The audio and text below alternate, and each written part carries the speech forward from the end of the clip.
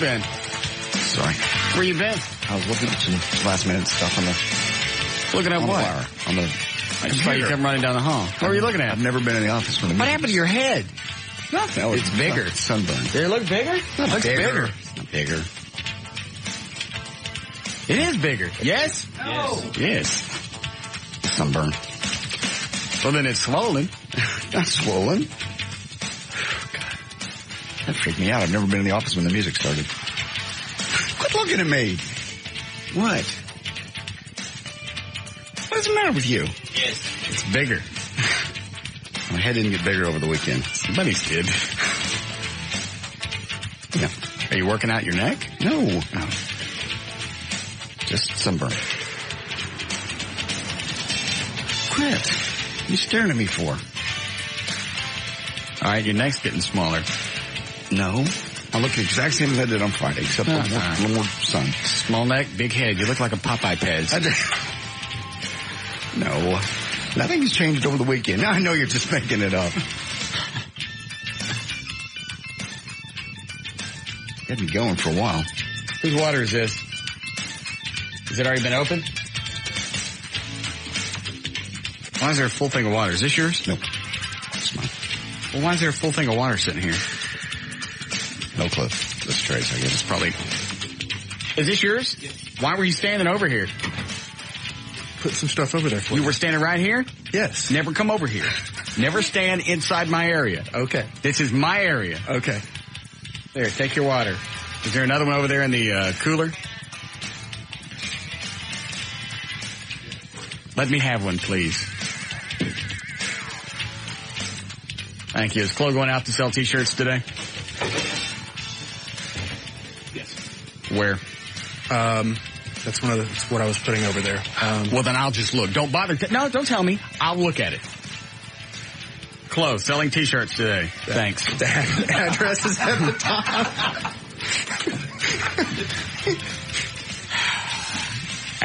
Al Lamb's Honda? Yes. 9311 LBJ between Abrams and Forest. Hang on, I gotta think where that is.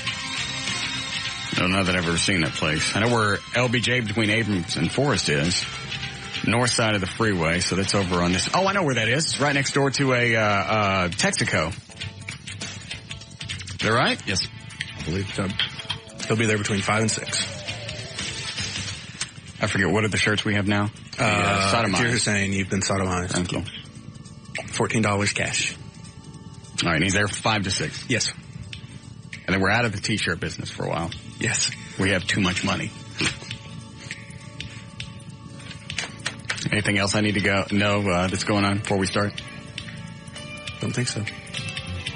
Then JD's head look bigger? Yes. Of course it does. It does. Nothing changed over the weekend except I got some sun. You get a haircut? No. That was last week.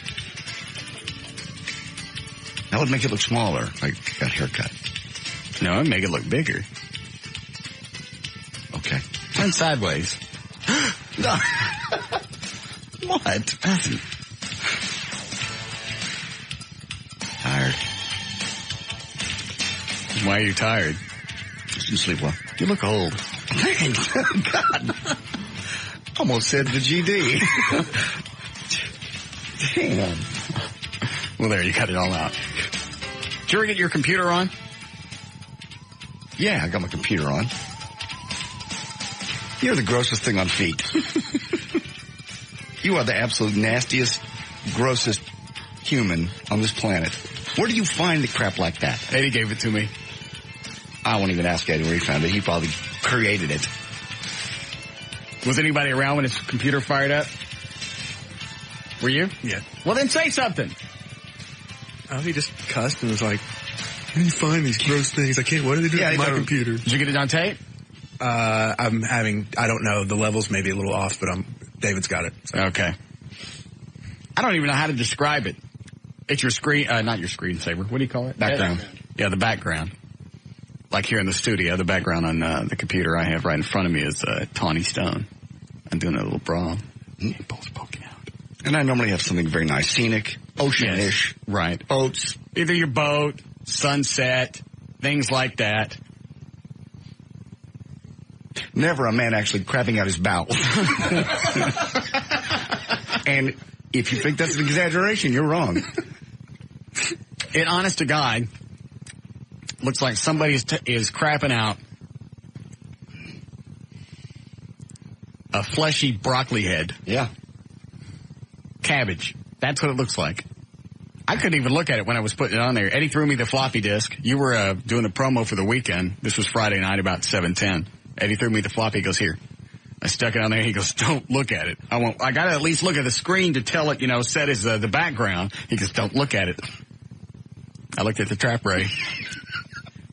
God. Who sent that to you, Eddie? Matt, our computer guy. Is that real?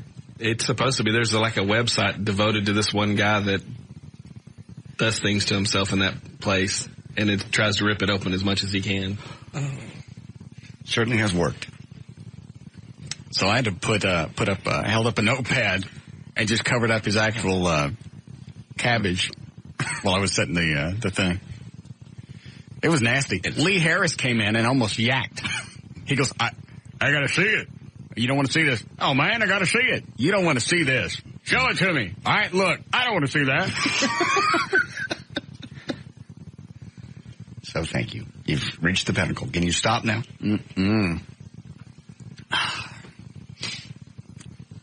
I thought I'd reached the pinnacle when I was doing the Chinese scat chicks. Those were good.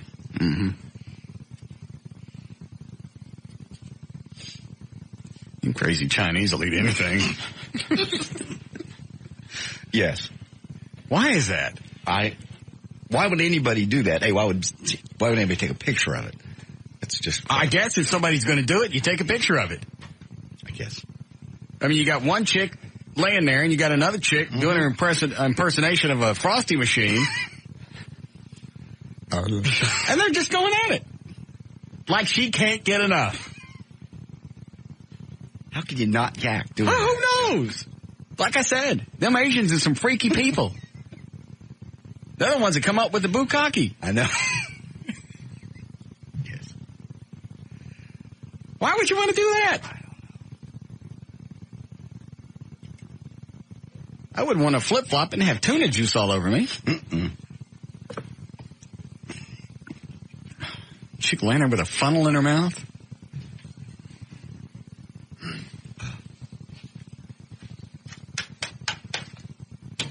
All right. Let's start. Did you get it off your computer? Yes, thank you. Found a nice little lighthouse on the beach. Good. Tomorrow? Please don't. There'll be some guy crapping the lighthouse. I will. Hey, Russ, how you doing? Good. I got a question for you. Saturday, I was driving down Forest Lane between Preston and Hillcrest, and I saw a big, huge sign that says "Vote for Laura Miller for mayor." Mm-hmm. And Laura Miller was etched out with black spray paint, and it said the F word, MSP. I thought that you might have something to do with it, Mayor Sweetie Pants. I can't hear you. Can't hear me? I got nothing to do with that. I wouldn't support you. You're too high a level person to do something like that. Anyway. Did you get up on a billboard? I was busy this weekend. I ain't got a time to be painting all over billboards. MSP, Mayor Sweetie Pants. Okay. I could stand for a vulva of other things. MSP does not have to be Mayor Sweetie Pants. Yes. I know you're not above vandalization because I've done it with you. Not to a billboard. No, not to a billboard.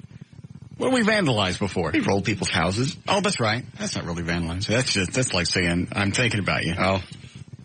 Well, we certainly were. Let's go roll McNeil's house this weekend. Okay.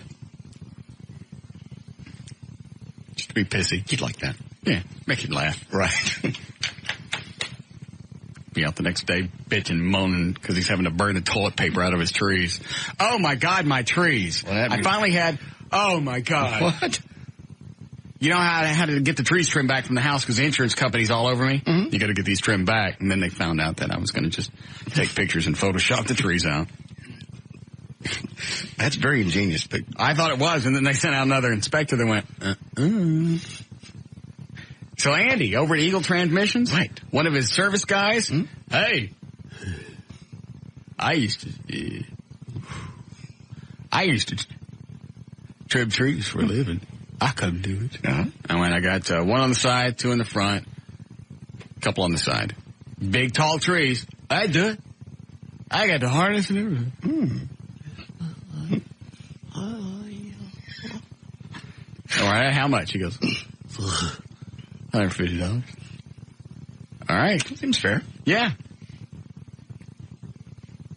I don't work out. I got my money's worth. Did you? Mm-hmm. What'd he do? I got sticks. I got 30-foot tall sticks growing up out of the grass. Sticks. What? I got sticks. I ain't got no shrubbery on my trees. I got sticks. I see. Just pull the leaves off. He just shaved all the... What are those things that stick out? The limbs?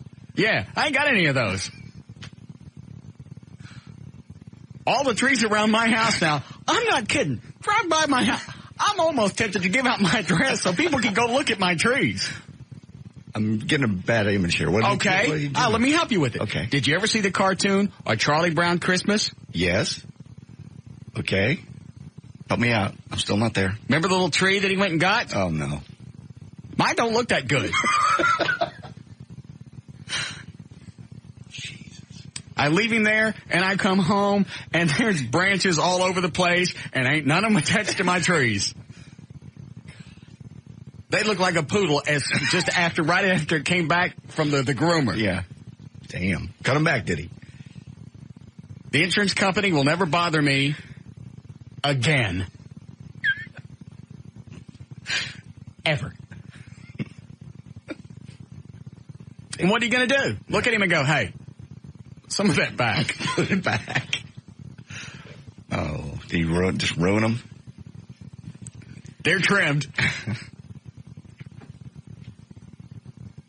I'll take pictures tonight, and I'll send them to you so you don't have to drive by the house. Okay. It's kind of like you said, bad haircut, it'll grow back, but they probably won't. It'll grow back. I won't see it. No. But it'll grow back. Not in your lifetime. Will they grow back, Eddie? Eventually. I mean, is this like a 20-year thing?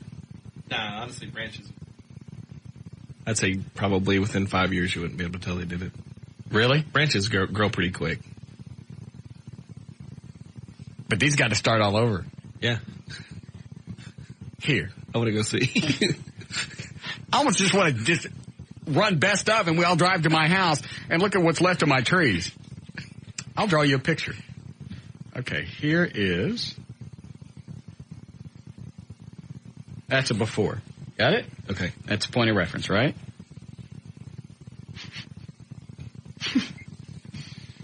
Mm-hmm.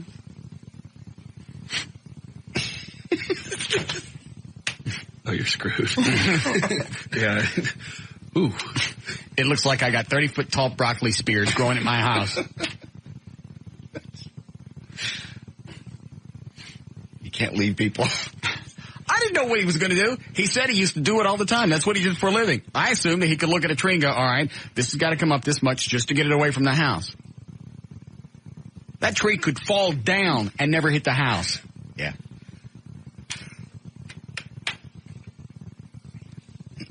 Squirrels would need parachutes to jump from that tree to my house now. Yeah. Is that John? Is that my John? Okay. John's the guy that did the trimming. The whacking of the trees. Yes, John. Hi, Russ? Yes. This is, I'm not the John that trims trees. Okay. But with no leaves, your trees may starve to death and die anyways. Okay. Because without the leaves, they can't process sunlight to make food and all that stuff. Yes, certainly no photosynthesis going on at my house. Certainly not. No photosynthesis to keep me up. Well, there you go.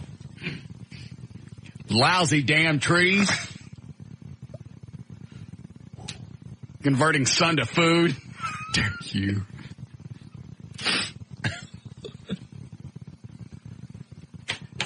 Who wants to go to my house tonight and look at my trees? I do, actually. It'd be funny. I cleaned the pool over the weekend. It's nice and cool. We'll flip on the hot tub. We'll get some chicks over there. We'll get the lovely katana. We'll go hang out at my house. Okay. And see your lovely trees. Yes. Marvel at the wood. Damn, if they die, those things are expensive to replace. How much could a tree be?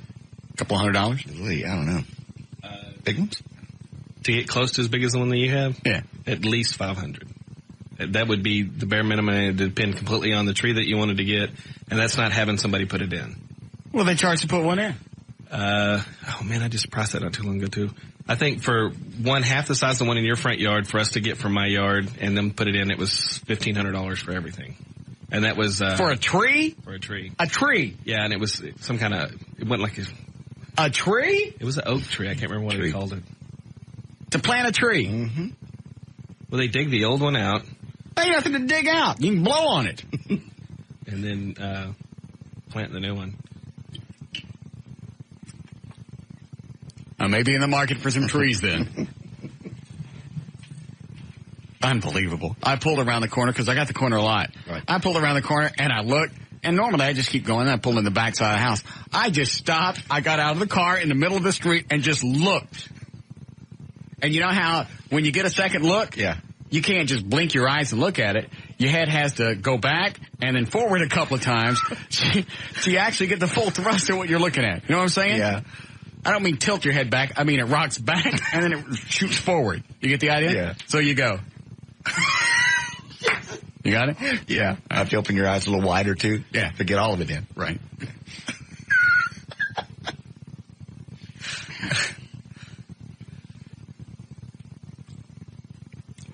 It looked like somebody had actually photoshopped the trees.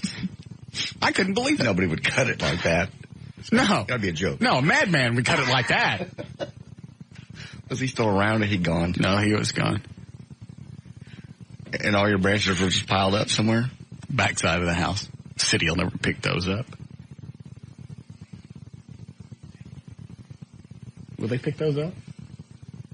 I don't think so. Well, I'll just say it's bushes. Why is it nothing can be easy with this house? I don't know. I got to mow this weekend. I got all kinds of weeds I've never seen before in my life. Spring. New one's coming in. I know, but wait, I don't even know where to start. Big, ugly leaves. I'm thinking of weeds. Why can't I just grow those and get rid of the Bermuda? I don't know. You probably could. Just grow a bunch of milkweeds. Be kind of ugly. What do I care? Make a lot of noise when you mow it, though. Yeah. Yes, Jim? Yeah, Russ, you figure trees, $100 an inch. Like if it's a 5-inch tree, it's $500. However big you want, it's going to run you about $100. That's not included. Now, wait a minute. Wait. You mean height or diameter? Diameter. Oh. Like if your tree's 5 inches around, it's $500 a tree. You know, if it's 6 inches, it's $600. That's not include putting it in the ground. 6 inches.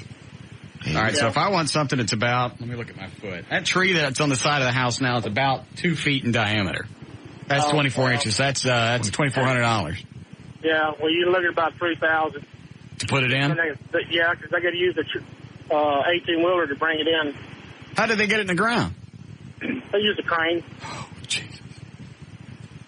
All right, thanks, Jim. Great. Look at that. Save money on having the trees trimmed. Mm-hmm. Now I'm going to spend it planting new ones. You have to come. I'd love to see it. It almost looks like I got drunk and did it myself.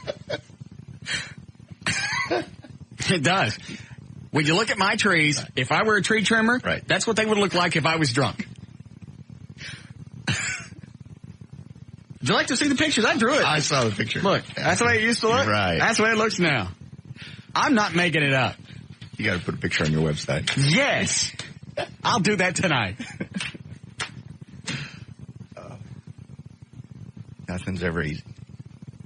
Would you like the I can't believe it? Let's take a second look. Yeah, I want look again. Yeah. Looks like this. Okay. It's great. Yeah. Big bug eyes. Thank you. Yes, Chris? I was letting you know I'll pick up those limbs for free and drag them off for you. There's $1,000 in it for you if you can nail them back to the tree. Don't know if I can work that miracle. All right, hold on. Dan, line 10, please. You already have it? All right, tell him I'll call him after the show. Maybe he can come by tonight. We can all look at my trees. Have a tree-looking party.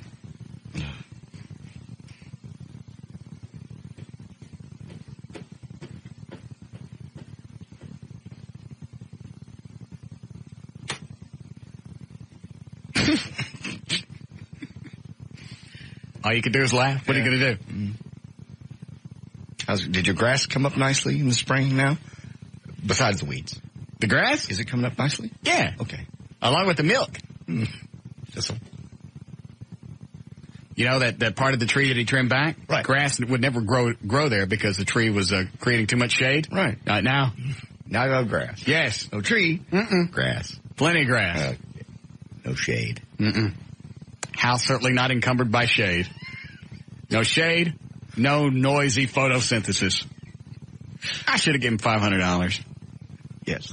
I'm going to be able to sleep a lot better now. No lousy leaves.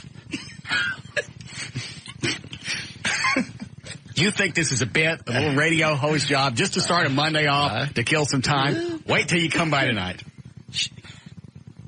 Have you spoken to him? Did he comment? Did he What are you going to say? What are you going to say?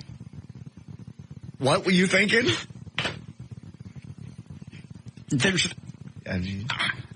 Just look at all the money I'm going to save on tree trimmers over the next 85 years. That's true.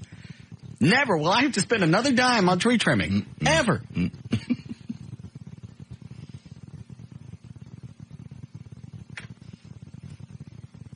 Not a dime. Not a dime. Cut them down. Just cut them all the way down. There's some leaves up at the very top.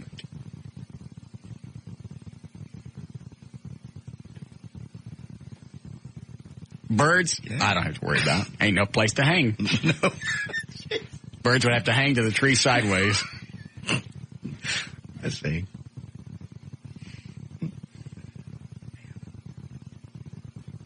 Yes, Courtney? Hello? Yes. Hi.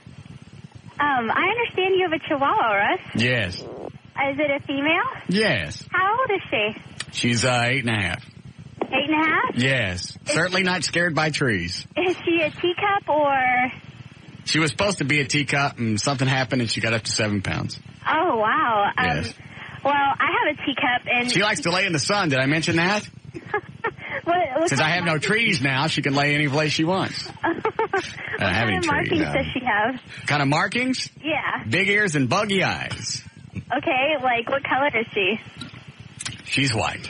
She's white? Yes. See, I have one that is white with fawn markings. Yes. And she has some weird habits. I was wondering, does your Chihuahua have weird habits? It depends. Sometimes I catch her on the net. Like, do you think that, it's kind of odd that, she chases the bigger animals? I've never really thought about that. Oh, okay. Just the worst things I've had is catching her on the internet, looking at puppy porn. Puppy porn. There's the what's the one of the websites she likes looking at? It's trying to think of how to clean it up. Dogmilkfiesta.com. I see. Right there at the top of the page, it says the dog, the show, the action, the fiesta. You can't block her from doing that. No. I can always tell because I got that key log thing. You can go back. What are you doing? What am I doing? Nothing? Oh, sound like you're fingering something. Dude. Yeah, I've got that key log thing. You can go back and see what people have been typing on there. Right. I catch her all the time. Yes.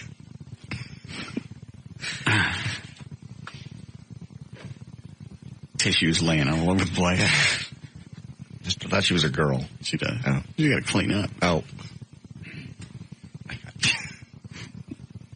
Sure those aren't your tissues? Whatever. Okay. The dog, the show, the action, the fiesta. I see. You seen those? Yeah. You know which one I'm talking about? The actual site, no. Would be the opposite of go. Okay. Got it? Uh-huh. You have that blank look like on your face like you don't know the word, the opposite of go? Yes. Okay. GoFiesta.com. Okay. Right there at the top. Gotcha. The girl, the show, the action, the fiesta. And in the last frame, she's always got a bunch of snot all over her face. I guess it's not. I think it is. Yeah. Appears to be. Yeah. Somebody got a cold. Abby's favorite site. Doggygo.com. Fiesta.com. All right. We have to break? We ain't done no news. Yeah, but we were only talking about trees. We're going to have to break this soon. Again, let me know so I don't waste it talking about my trees. Anybody call with any free trees for me, Dan? Free trees. I need some free trees. I want to come by and see it. What would happen if you nailed the branches on there? Would they suck back? No. Why not? They would die. Would they die? Yeah. If you nail them back to the tree? They have like grafters. They can graft the branches back on? In certain instances, they can. I mean, without seeing the tree, I can't say yes or no. But I know that we've had it done with branches that were pulled off. Yes. I need a branch grafter. I can see this poor, miserable little tree. All these bandages wrapped up, holding the limbs on. They're so frail, I had to take blankets and wrap around the bases of all of them. Incredible. And one Christmas ornament hanging on each. It's got it folded over sideways. I see. You think I'm kidding? I know. Get the number over at Eagle Transmissions. I'll call Andy. We'll talk to John. Oh, but wait till you hear him laugh. Okay. Did it occur to you that this guy now works on transmissions? He doesn't work on trees anymore. Your reason for that? Probably fell out of a tree onto a transmission. Hey, I'll work on these. Plus, if you fall off a transmission, it'll hurt. There you go. Just wait. Man. And I could hear him as he was climbing up into the trees and just, getting warmed up to trim them. Mm-hmm. And this weird, retarded laugh 30 feet above my house. I can't even do it. I can't even make it up. Just wait. Get him on. We'll call over there. You'll listen to him laugh in the background. That's what I heard in my trees before I left the house. My own fault. We'll be back.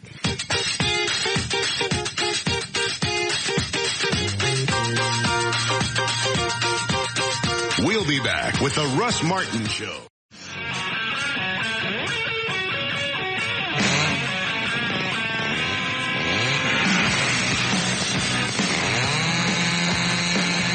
Well, he paid me $150. I should give him his money's worth.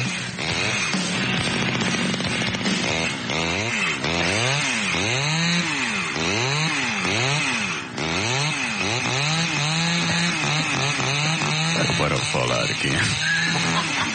These hurt when they land on you. Is that Andy on the phone? Yes, sir. Yes. Hi, Andy. How you doing? Andy at Eagle Transmissions. Yes, sir. Home of the branch trimmers. There he is. Man. Look at you. Let him get in your tree.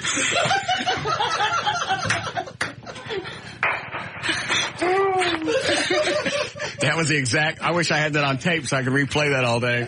He wasn't laughing like that Friday before he went to your house. Why? He fell out of a tree. You didn't fall off of my tree. There ain't nothing to fall out of. He even cut his helper with a chainsaw. Good. You get tired of cutting my tree? Yeah, I was cutting his area. Talk to him, John. What's up, Russ? You raped my tree. Man, I raped it. There ain't nothing left. Man. I come home and I got sticks with stuff on the top. Man, terrible. He thought they looked good. I asked him this morning. I said, "Did you take care of Russ?" Andy. Sure. Yes. Andy, you know where my house is, don't you? Let me drive by and look at it. Go look at my trees. Okay, I'm gonna do it before you get home. Say something funny so John laughs in the background again. Hey, I had my trees done at my house, and when I got home, they looked like big stems with a mushroom on the top of them. That's what I got. I got broccoli florets.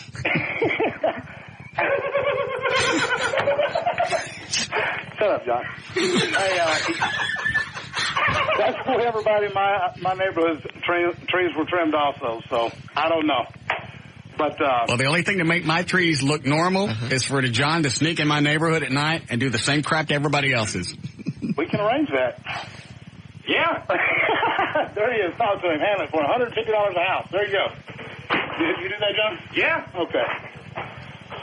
Trying to think of something to get him to laugh. Hey, Andy? Yes. Do me a favor, call and check on the Batmobile, will you? Can you call and check on it? Yeah. Hey, Russ. Yeah. Did you make sure they don't touch any of those little buttons that we put on there? No, I didn't tell him anything. But just let me know what they say. Okay, bud. Thank you. Having the Batmobile worked on, the special radiator put in. Oh, good. And Andy's overseeing it for me. So I don't have to watch it. Good. Don't let John oversee it. Mm-mm. I'm just getting a visual of that laugh coming out of a tree. Was I making it up? Oh, no. That's hilarious. That's all you could hear, 20 or 30 feet above my house. There's that laugh off in the distance. I went, I can't stay here for this. He knew what he was getting ready to do to your trees. That's what he was laughing about. Let's just do news. There's nothing I can do about it. Okay. I thought maybe he knew what he was doing. Doesn't seem to bother him. He's not upset about it. As far as tree trimming, he did a fine job. Yes. Because he didn't stop. It'll be all right. Oh, no. I just looked up at one of the TVs. KSCS is running that spot with a chick with a big nose again. Why do they do that? She's very attractive. She's not. She's very cute. Hawkeye's okay. Dorsey's just grotesque in his own way. And that nose on her. And what does she have to do? Just to accentuate her nose? Yes. She's got to lean right into the camera as close as she can get. And of course the camera bows everything out when you get that close anyway. Mm-hmm. So it just makes her nose look that much more huge. If you got something big, don't stick it in a camera. She does. She Unless you're doing porn. She admitted. She did? She said that she admits she has a big nose. I've never heard her say that. Oh, which is in an email. It was in the email. That's right. She won't come on the show? No, I emailed her and asked her if she'd come on. She goes, no, I realize I have a big nose. It's a family trait. And so you decide to stick it in a camera every time somebody shoves one in your face. It's a good idea. I wouldn't do that. I got a big ball sack. You don't see it on TV. Hey, Thursday, 7:20. It's a birthday party. Or whatever it is they're doing. Yeah. What are they promoting? A secret sound. Wow. Secret sound. That Dorsey. Yeah. Trailblazer. Mm-hmm. All right, let's do that. God, it's already 3:50.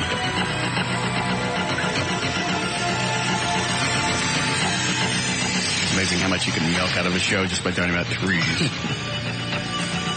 All right. Crap always happens to you for some reason. That's because I'm a tightwad. Had I just got a regular landscape company and called and said, hey, come. Well, you know what? I tried, and they didn't show. That's right. And I stopped by Eagle Transmissions Saturday. I forgot what I was doing. They're not too far from the house. So I stopped by, and John heard me talk about it. I used to trim trees for a living. I can trim you. How much? $150. Okay. So I was trying to save money. Every time I try and save money, I always screw myself around. You think at 42 I would learn? No. At least I stopped working on my own cars. I try to save money doing that. Mm-hmm. Normally it would take 2 or 3 times the cost of whatever I'd paid already to fix whatever I did. Luckily with this, there's nothing I can do about it. Other than buy new trees.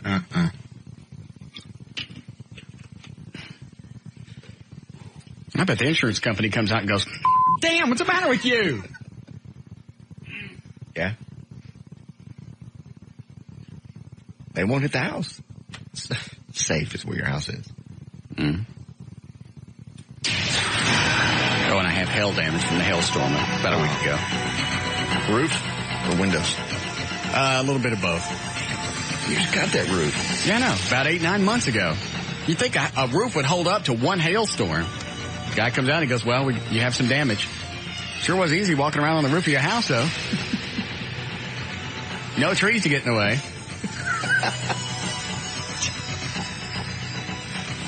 So now I got to go through the mess of getting that done. Yeah. I got a couple of busted windows on the backside of the house from the hailstorm. Took me 2 or 3 hours to clean the pool over the weekend from just all the crap that fell in it. I was lucky we had hail, but I got no damage. All right, we're starting again. Ready? Sure. Here we go. 350. J.D. Ryan's on the new thingy. Live 105.3. Thanks to Russ. News is brought to us by SBC Communications and by Service King. Here we go. Day before tax day. It's Monday, April 14th, 2003. Sarah Michelle Geller is 26 today. Pete Rose turns 62. Loretta Lynn is 68. 7 U.S. POWs were rescued yesterday as Marines cruised toward the town of Tikrit. Thank you. Where the last of Saddam's regime is preparing for their final stand. What are you saying? Tikrit. Oh, yeah, that's all right. Okay. An Iraqi policeman approached Marines in a town which is on the way to Tikrit, asked them if they were there for the prisoners. The Marines he approached were actually only there to manage traffic, but this guy did indeed know where 7 of our POWs were. 5 of them were from the Army company that had been ambushed March 23rd. The other 2 were the 2 Apache helicopter pilots that were shot down March the 24th. As for the final showdown in Tikrit, the U.S. is estimating there's about 2,500 Iraqi soldiers holed up in the city, and they're ready to fight for the regime. Apparently, whether Saddam is dead or alive, Cobra attack helicopters have been bombing these soldiers, and about 250 U.S. armored vehicles drove into the northern part of the city. Also, they say today, Major General Stanley McChrystal said Iraqi fighters have not mounted a coherent defense, and major combat there is essentially over. I think we will move into a phase where it is smaller but sharper fights. And I think we've all seen the footage of the giant statue of Saddam coming down, and most of you probably saw when the statue's face...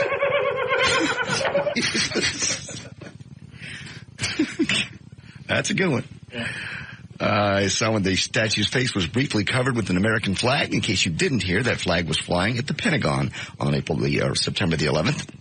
But the Pentagon insists it was just coincidence that it was the same one used to cover Saddam's face. The ultimate spoils of war from Baghdad would be grabbing something out of Saddam's palace, and there's plenty of stuff to grab. Some American troops won't be bringing home any souvenirs, however. When Lieutenant Colonel Philip DeCamp heard that his soldiers had snatched Saddam cigarettes and fancy booze, they gave them 1 hour to give it back or they'd be arrested. When one overzealous guy painted USA rocks on the palace wall, the colonel made the soldier paint over the graffiti himself. Colonel said, quote, "We intend to return this whole place over to the Iraqi people. We're going to pick up our trash, and there's going to be no tearing anything up." Let's see here. Mike Weir returned home Monday with a green jacket. Actually, it was a jacket on loan while the proper one is made at the Augusta Nationals in honor of his Masters victory Sunday. Hold on a second. Eddie, can you go see if you get that first laugh off the beginning of the show? Okay. That was John's best. Okay. Go ahead. Okay, Weir is from Brights Grove, Ontario, and he won the big green jacket over the weekend. Who was the guy crying in the news? I didn't see that. Was it for the golf? I guess, I don't know. You're sitting at the table and crying. Oh, that's probably the guy that won. Mike Weir from Canada. I guess. He would be the one crying. Him or his dad. His dad was there with him. Why is he crying? I didn't see it. He's happy, I guess. He won. This guy wasn't just teary-eyed. This guy was sobbing. I didn't see it. I'm guessing it's golf. Hang on. Oh, here he comes. Here comes Space Ghost. All right, what is it? Yeah, he won the Masters. Is that the guy who was crying? Yeah. Why is he crying? He won the Masters. It's the holy grail of golf. Why is he crying? It's golf. He's happy. Golf? He's probably going to make a couple $1 million. Golf. Golf. It's golf. It's golf. That's his profession. He just... Why is he crying? I'm sure out of happiness. It's golf. It's worth a couple $1 million. Even the name's boring. Golf. That's the Masters. It's golf. It's the Masters. It's golf. Masters. Golf. Masters. I'm with golf. I'm with the Russ on this. I'm assuming that's if you saw him. I don't know. I'm watching. I always have CNN playing behind me, and I'm working on the computer, and I hear some guy crying about something, and I turn around, and he's gone. Well, it's one thing to get emotional. It's like when Aikman retired. He got a little emotional. He didn't really come out and sob. His voice cracked. He got choked up a little bit, and that was it. This guy's crying. Like his dog died. Golf. Masters. I don't give a... Golf. I don't think I've ever seen anybody else cry after a victory. Oh, yeah. Do they? You do not. You don't see Mike Martin get out of his car and start crying because he won the Daytona 500. One of those. Some of them have. They don't cry like that. I've never seen him cry. Ben Crenshaw was absolutely in tears last Golf. Night. What does Crenshaw play? Golf. Pussy! Golf obviously has to be full of pussies. Line 3. Yes, Michael? Yeah, it wasn't Mike Weir that was crying. It was a guy who got second place. So you got something else wrong again. You know what? You don't know anything. I didn't see it, but, he choked in the playoff hole, so. Well, he was like 3 strokes ahead, and then Mike Weir came back and tied him at the end. I gotta slow down. So the guy that was crying lost? Yeah, Lynn Matisse. He was, Why was he crying? Well, because he was way ahead, and he thought he was going to win. How did he choke? It's golf. What's the pressure? It's golf. Millions of dollars. Yeah, millions of dollars. Whoop-de-doo. Winning a major championship. Golf. Is the grass going to jump out at you? Yeah. You got millions of people watching you. Thanks, Michael. You're welcome.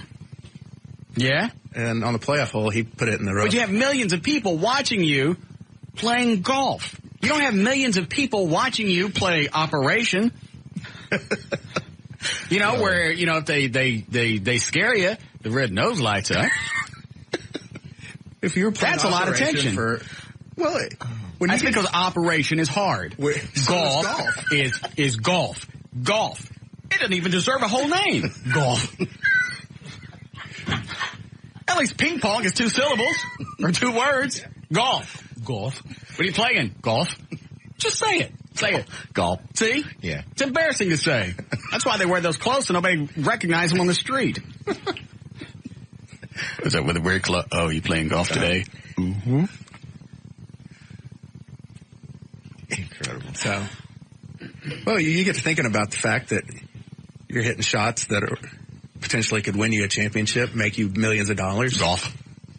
So he's crying because he choked? I didn't see it. I've said that on the front end, but I thought it.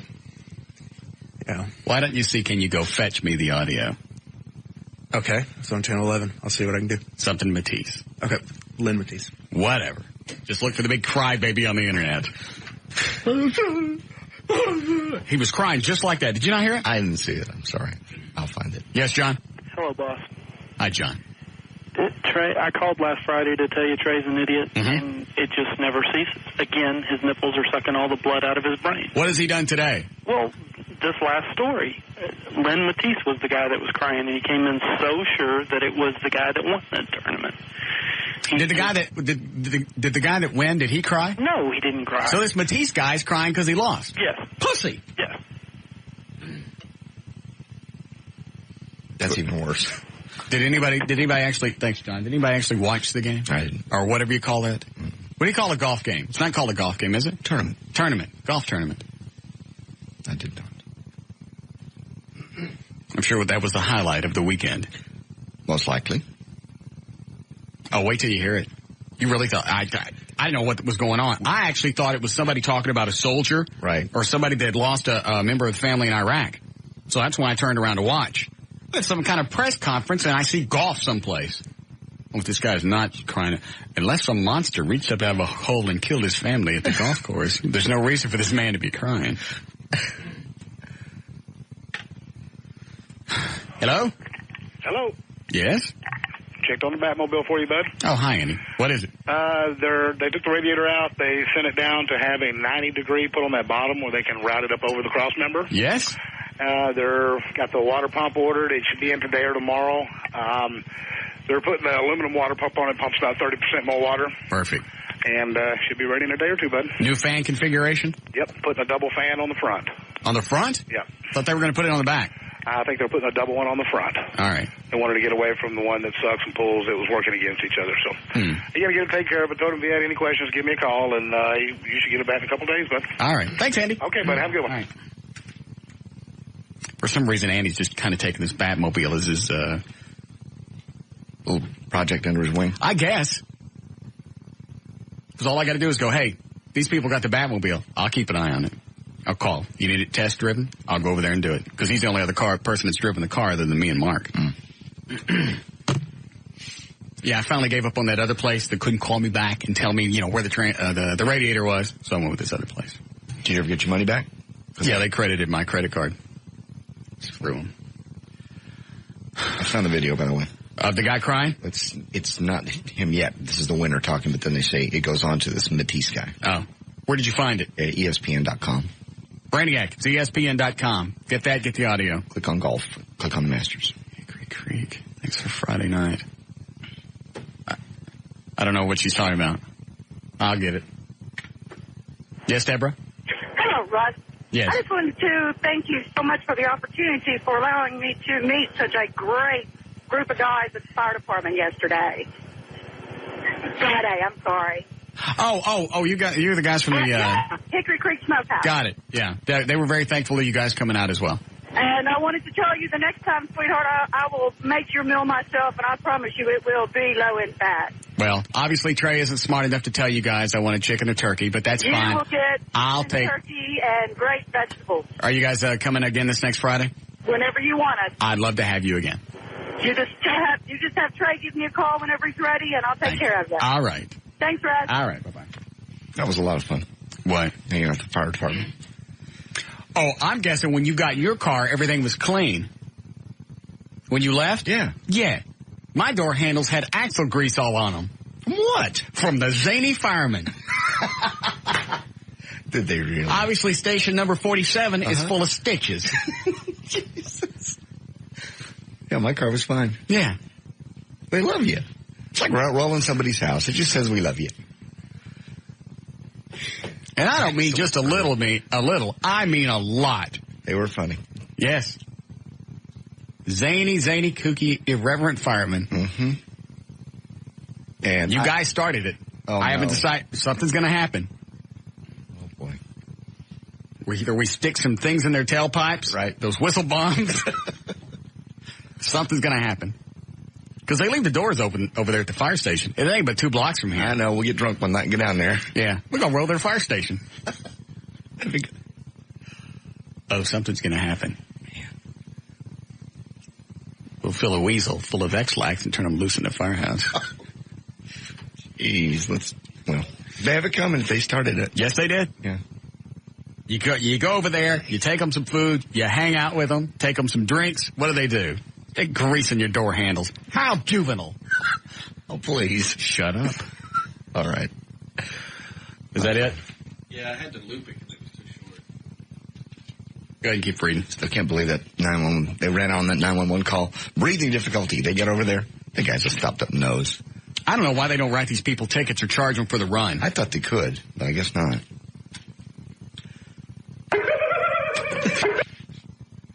I only need it once, Eddie. I wouldn't burn it to the CD. Oh. That's what was in my tree all day Saturday morning. I should have told you everything you needed to know.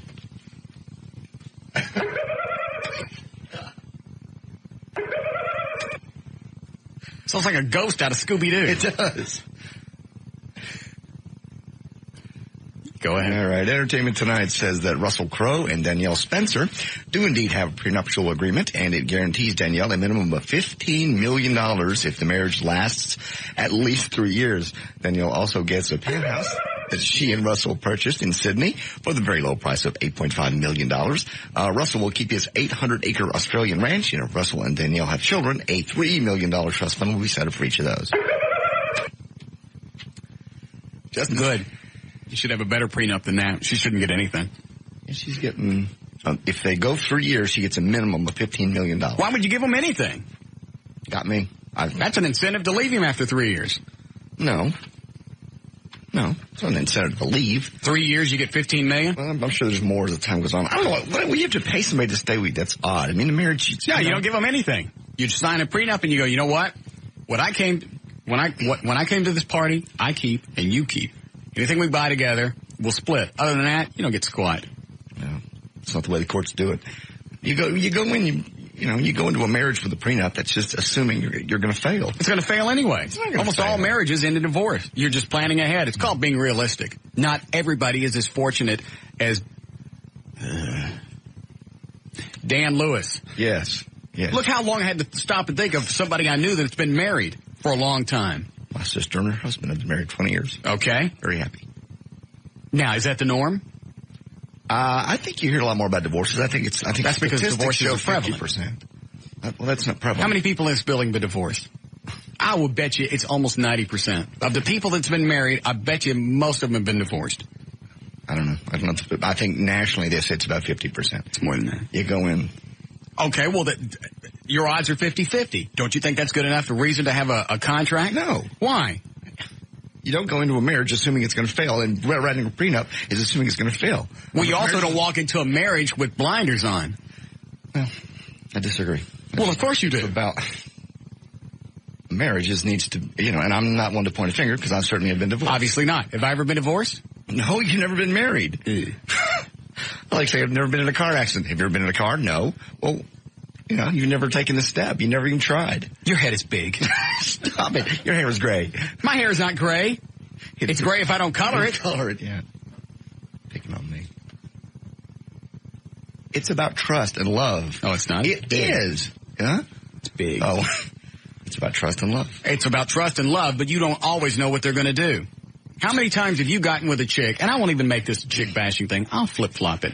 Just in a relationship. Guy gets with a girl, girl gets with a guy. Sometime into the relationship, one of them turns into something you never saw before. That's true. That does happen. That's why you protect yourself. It would be absolutely absurd to go into a marriage without a prenup. Ask Bob McNeil from his first 2 or 3 marriages. I think he lost his 401k. You don't think he would have liked to have that in a prenup? But everything's so wonderful at the beginning. What you need is to have somebody come in. You could even have them be the spoiler. Like if I was going to get married. Mm-hmm. What? Nothing. If I was going to get married, I talked to Everett. Okay. And have him come in and between both of us, have him push it. I go, no, I don't think, and just have him be the spoiler guy. Oh, I see. Okay. Instead of you bringing it up. Right. Looking like your friend's the bad guy. As your attorney, I strongly recommend this. And that's a way to get around it. So she doesn't get pissed off. Yeah, you hand somebody a prenup. It's just assuming, really you're assuming you're preparing for the worst. And it's just, I think it's being equitable, it's being fair. Well, these people, if you know somebody 2 or 3 years, at that point you pretty much know them. No, you don't. You've seen them through good times and bad times. You're right. Everybody that's dated for 3 years never will get divorced. Well, if you know all the ins and outs of that person. You don't know anybody till you've actually lived with them and had to go through finances with them and everything else, all the other intricacies of being married. Well, by the time you get in 3 years, you pretty much know how they run their life. I know how Joey runs her life. Do you? Yeah. Oh, that's right. You're absolutely right. You guys have been dating 2 or 3 years. I see how everything's right on track. We're doing fine. Ha! We're doing just fine. Had a wonderful weekend. Whoop-de-doo. You had 2 nice days. Well, yeah, we've had a lot of You should break up now. Why? Go out on a high note. Oh.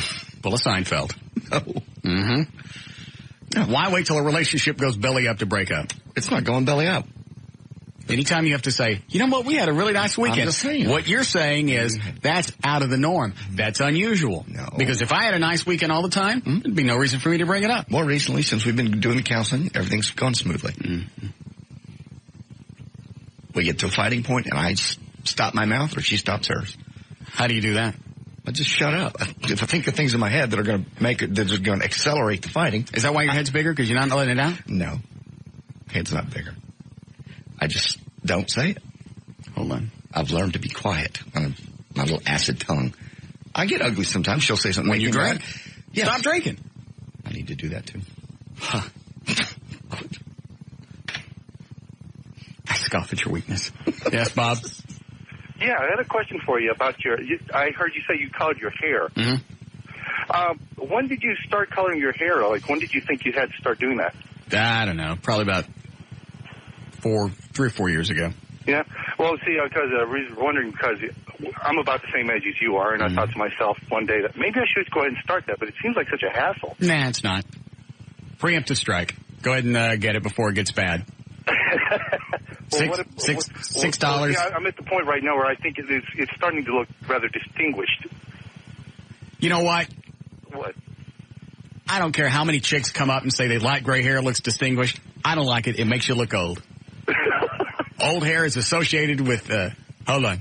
Gray hair is associated with old people. With old? True. You spend $6. Yeah, you want my advice? You want to run your mouth, you old man.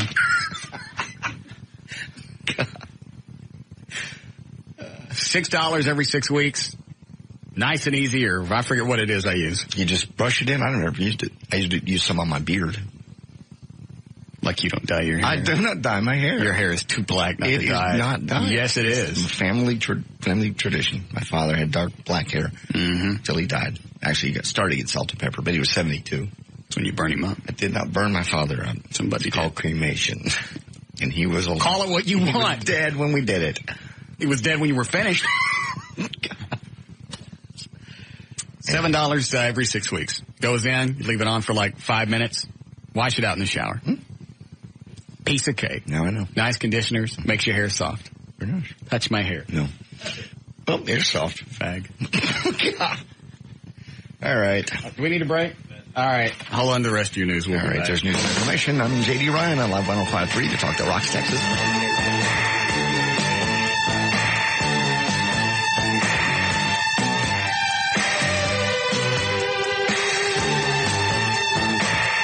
We'll be back with the Russ Martin Show.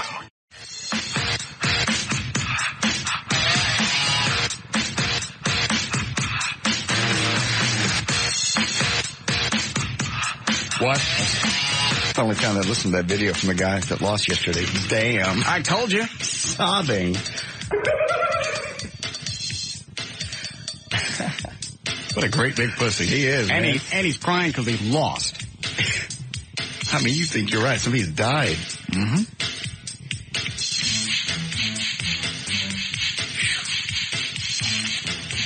All right. Let's do traffic here. 416. Yeah, Lightfoot's here with a look at traffic. Hello there. Hi, Gelby. Well, the traffic is brought to you by Expedia.com and Car Toys. On southbound 35 Stemmons, a huge backup. There's an 18-wheeler that broke down southbound 35 just past Walnut Hill, and it's blocking the center and the left center lanes, and there's over a 5-mile backup beyond Beltline in Carrollton. Now, in Richardson on southbound 75 at Arapahoe, there's a wreck off to the right shoulder. Preston at Forest, there's a crash. And also in Plano on Preston at Legacy, a light pole fell over and a car hit it, so you got delays in that busy area. And it's also brought to you by Dodge and the Dallas Morning News. Got a garage full of stuff for sale? Call 214-745-8123 and put the Dallas Morning News classifieds to work for you. Over 1 million readers a day. That's a lot of folks for your garage sale. I'm Gail Lightfoot with traffic on Live 105.3 to talk to Rocks, Texas. Thank you, Gail. All right, going to be 61 for the low tonight, then cloudy and windy again tomorrow. Should be 78 for the high, maybe some storms by the weekend. We're at 80 degrees currently at Live 105.3 to talk to Rocks, Texas. Have you actually ever weighed your head? No. My head's not any bigger than it was years ago. I've actually gotten pictures of that now since you've been bugging me like this. It's normal size. It is. It is. Maybe if you came from a planet of head people. No. Never had any problems buying hats. 7.48, 7.58, something like that. 7.5. Okay. I'll take your word for it. All right. Thank you. All I have to say is... Yes, Ted? Ted? Yes, sir. Yes, sir. I was 36 when I got married, and my wife agreed. We needed a prenup. I'd never been married before, and we had one. My money was my money. Hers was hers. So, JD, I'd advise you to go that way. I mean, what do you mean? I mean, you're about to say something. I know what you're going to say, and I almost addressed it even before you said it, but I don't even benefit. Go ahead. You guys are going to counseling. You're planning on getting married. Thanks, Ted. I don't know what our plans are. Yes, you do. Why are you going to counseling? The counseling is to make our relationship stronger and better. So you go to counseling. I mean, so you get married. It's just to make the relationship stronger and better. For the future. Stronger and better. If you weren't going to be together in the future, why mess with it? We may be together. I may date forever. I don't know. Going to get married. I don't know that. She's not going to stay around. She wants to get married. She knew the deal going in. She loves you. Don't you love her? Yes, I love her. People that love each other get married. Not always. Yes, they do. No. Sometimes people need their own space. At this point in my life. How come you need your space? Because you don't love her enough? I love her. How much do you love her? I love her very much. In pounds. 1 million pounds. That's not very much. That's a lot. How about in gallons? As deep as the ocean. Why don't you marry her? We're happy with the situation right now. No, you're happy with it. She's not happy. That's why you're going to counseling. She's not happy. I've already told you. You don't know. Give me $150, I'll tell you a secret. What's the secret? The secret is $150. No. I've already told you what your biggest problem is. You have two problems. A, you drink. Drinking. That's and the other one is she's insecure, and the fact that you won't commit to the relationship feeds that insecurity. And give me money. Giving you my money. Oh. Has the counselor said that? Obviously, I'm committed Has to the the therapist said that? No. Then you're going to an idiot. Our fights escalate because your fights escalate because she's insecure and you won't commit. If you committed, then she would find some type of solace in your commitment. No. Right. Yes? Yes. See? No. I'm committed, obviously. I've been with her for a while. Doesn't make any difference. I'm committed. She knows where I am at all times. Mm-mm. You're a wild man. She can't tie you down. Yeah, right. She's trying to tame you. No. You're a wildebeest. I won't say the insecurity thing bothers me. It's hard for me to deal with that because That's because you feed it. If you would stop feeding the insecurities, then that problem would go away. What do I do to feed it? Commit. Oh, you won't commit. I'm committed to being how we are now. I'm not dating other people. Which is not really a total relationship. Yes, it is. It's a complete relationship. She's not married. Mm-mm. You have a chain link relationship. She wants a solid wooden fence relationship. I need my space. That's the best visualization I can give you. The relationship you like is the chain link. It's solid. It'll do the job, but it's not totally solid. You know, a nice solid wooden fence. That's what she wants. Okay. Solid relationship she can depend on. You can't always depend on a chain link fence. She says she doesn't. Yes, she does. Well, I'm just only go by what she says. Are you having problems? Is she insecure? Our problems. Is she insecure? Yes. Okay. I just told you how to fix it. That wouldn't change if we were married. Cash. That would give me cash. Wouldn't change if she lived in my house. It's the same thing. No, it wouldn't. Yeah. That's a further step towards commitment. You guys were living together. I'm still going to go places and do things without her. We go out sometimes. I know, but she's going to know that you're going to come home, and you can't come home and bang somebody. You laugh at me and shake your head, but that's exactly what the problem is. Well, and that's all in her mind, because that's certainly not... if I wanted to do that, I could do that anyway. Go to somebody else's house. That does not keep... God knows marriage doesn't keep people from cheating, does it? No, it certainly doesn't. No, it doesn't. Mr. Run down the street and grab your neighbor's wife? You really can't point in too many fingers. I don't go to people's houses. They come to me. They come to your house. That makes it better. It absolutely does. It does not. It's still cheating. I don't know these women's husbands. I certainly didn't befriend them. No. I said that was a mistake. It was a long, long time Didn't ago. befriend them on the premise of poking their wife. That was not the premise at all. It's something that happened. You've broken a commandment. I ain't broke nothing. I believe you have. I'm sitting there minding my own business. That's adultery. First of all, I'm not coveting my neighbor's wife because they don't live near me. Second of all, I'm not Yes, it does. It doesn't mean neighbor like next door. Yes, it does. You get like 6 blocks. That's in the Bible? Yes. I missed that part. Or your own development. I see. Anything outside the development's free game. Yes. What is it? You? I'm out of names. You'll think of some more. I'm sure I will. Audio. Why don't you point at that one more time? What is that? Now point at it again. Point at it. Thank you. And why did you come into the studio without your arms hanging out like you're flying? Forgot. Don't do that again. Or we're going back to the hall pass. Same when you leave. Yes, just like Superman. All the way past the window.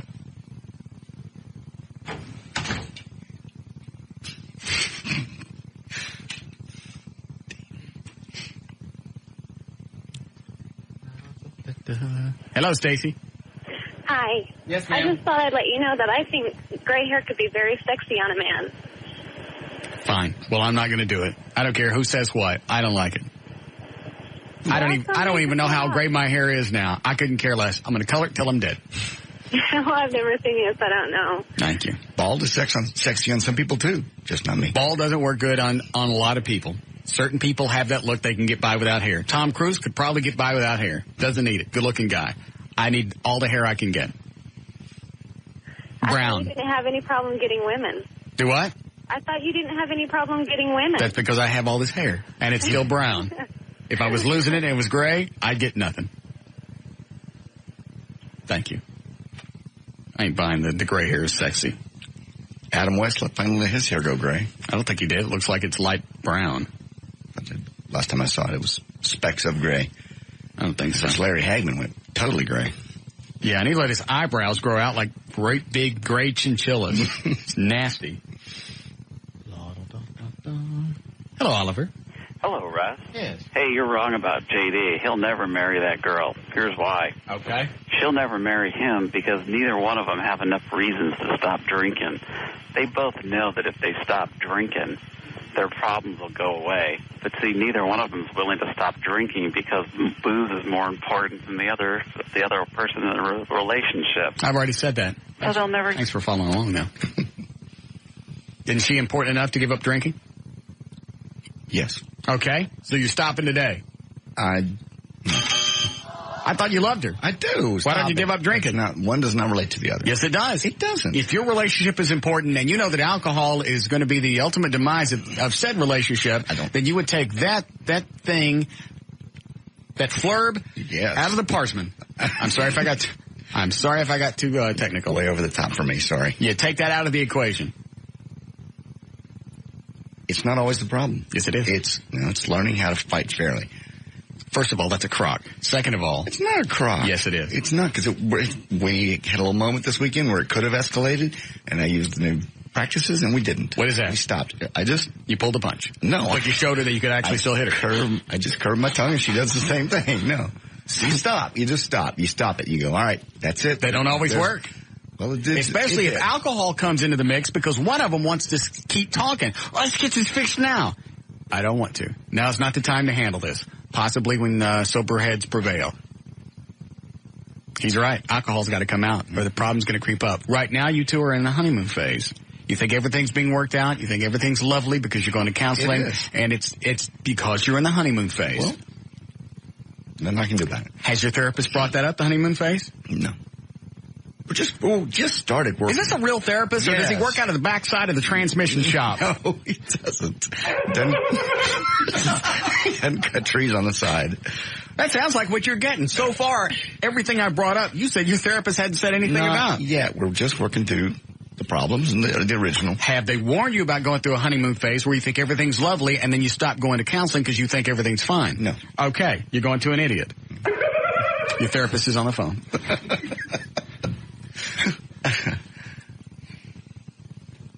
We're doing fine.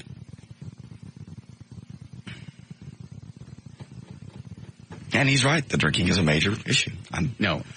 You're right. It's a major issue. You're right. See, mine's reversed. I would start having problems in the relationship, then I'd go drink. I got you. Then you'd call them up and tell them really what you thought. See, that's what I used to do. Except not call her up. I'll say, oh, really? Well, here's this. Now, I just don't do that. That's stop it right there. Mm-hmm. Okay. Yes, Brandy? Russ. Yes, ma'am. Is there any circumstance that you can think of that you would have your vasectomy reversed? No. Why not? No. Don't you want some of Russ Juniors? No. Because if I had kids, God would pay me back with a kid that sounded like this. That's exactly what would happen. I wouldn't have a kid that would cry at 2 or 3 o'clock in the morning because he wanted his bottle. I'd get this. But I know you have some little part of you that likes kids. Not a one. Can't stand them. Don't you have some nieces and nephews? No. I have plenty of cousins. No nieces, no nephews. My brother's not having kids either. What about Dan's kids? Don't you like his kids? Dan's kids I don't see. His daughters, yes, I like his daughter. I'll like her even more in another 26 months. What about JD? JD has kids. Yes. You like my kids? Yeah, your kids are fine, but I don't have to live with them. No. Just because I like your kids doesn't mean I want some of my own. No kids. I had a vasectomy for a reason. All right. None. I think you're changing your mind. Wrong. That's that way you can't accidentally get somebody pregnant, like maybe she is from out of town and her husband's somewhere else, and you actually get her pregnant. Accidentally, you're good to go. You can't accidentally get anybody pregnant. Married women especially. Gotta go, Brandy. Are you going to tell me? I'm not going to confide in you with anything. You don't need... You shut up. No. I'm just... Is this a new bottle? Oh, jeez. It's the perfect relationship. Had a lovely weekend. Yes. What do you want to know? Ask me anything. I'm tired of hiding stuff. She came to town. You guys had sex all weekend? Yep. Good. Took her to Three Forks Saturday night. Just painting the town with a married woman. Mm-hmm. You have been... What? You've been on this road with this chick. You know, you were angry for, 2-3 years about the way she treated you. People change. People don't ever change. I can't believe the words even coming out of your mouth. Have I changed since you've known me? Not much. Do I still go through bad relationships? Yes. No, I don't. About ready to. Getting back into one you know is bad. Bad milk. I'll use your little thing. Bad milk. It ain't going to change. It's not going to get better with time. You don't know? I do know. Maybe there's some good milk at the bottom of the glass. There is no good milk. Maybe all the rotten milk floats to the top. You get past the rotten milk, there's some good milk at the bottom. Nuts. It's just like ice cream that's been in the freezer too long. You got that little crap at the top. You get past that, and good ice cream still at the bottom. Yeah, she's really yummy. Good ice cream. She's cheating on her husband. Real good. That's good ice cream. Nobody said she's cheating. She married? Yeah? You having sex with her? Oh, did I tell you that? Yeah. Oh. Nobody changes. Especially her. She did it to you. She's doing it to him. With you. Now, if it's just some vindication thing. That's not a vindication thing. It was a magical weekend. Yeah. And Rick Stein at Three Forks is genius. Because I was in there the week before. Yeah. With a date. Okay. He made no mention of that whatsoever. Mr. Martin, nice to see you. Haven't seen you in quite a while. Oh, welcome back. Oh, is this a young lady you were telling me about? Ooh, very nice. He's very slick. You're incredible. I can't go there anymore, though. Why? Tired of them comping my meals. God. Can I go with you once, at least? See, because I go in, I don't expect it. I don't either. Yes, you do. I just wanted to You're the one that went in rubbing your business card in the chick's face. You go in and go, excuse me, I'd like reservations for 2. In case you forgot my name from when I just told you 3 seconds ago, it's J.D. Ryan. I just gave it. on this business card right here? It was J.D. Ryan. I didn't expect any special treatment. J.D. Ryan from KLLI, Live 105. I just wanted to give In case you forget my name, keep my card. There were a lot of people in the lobby. So it was loud, so I just want to show her the card so she can read them. I never show my card. I just go in. I call. I know you. I call. I make reservations. That's it. Every time you take out a married woman. No. One last week wasn't married. Oh, look at that. Batting 500. With a cheater. And may I say a whore.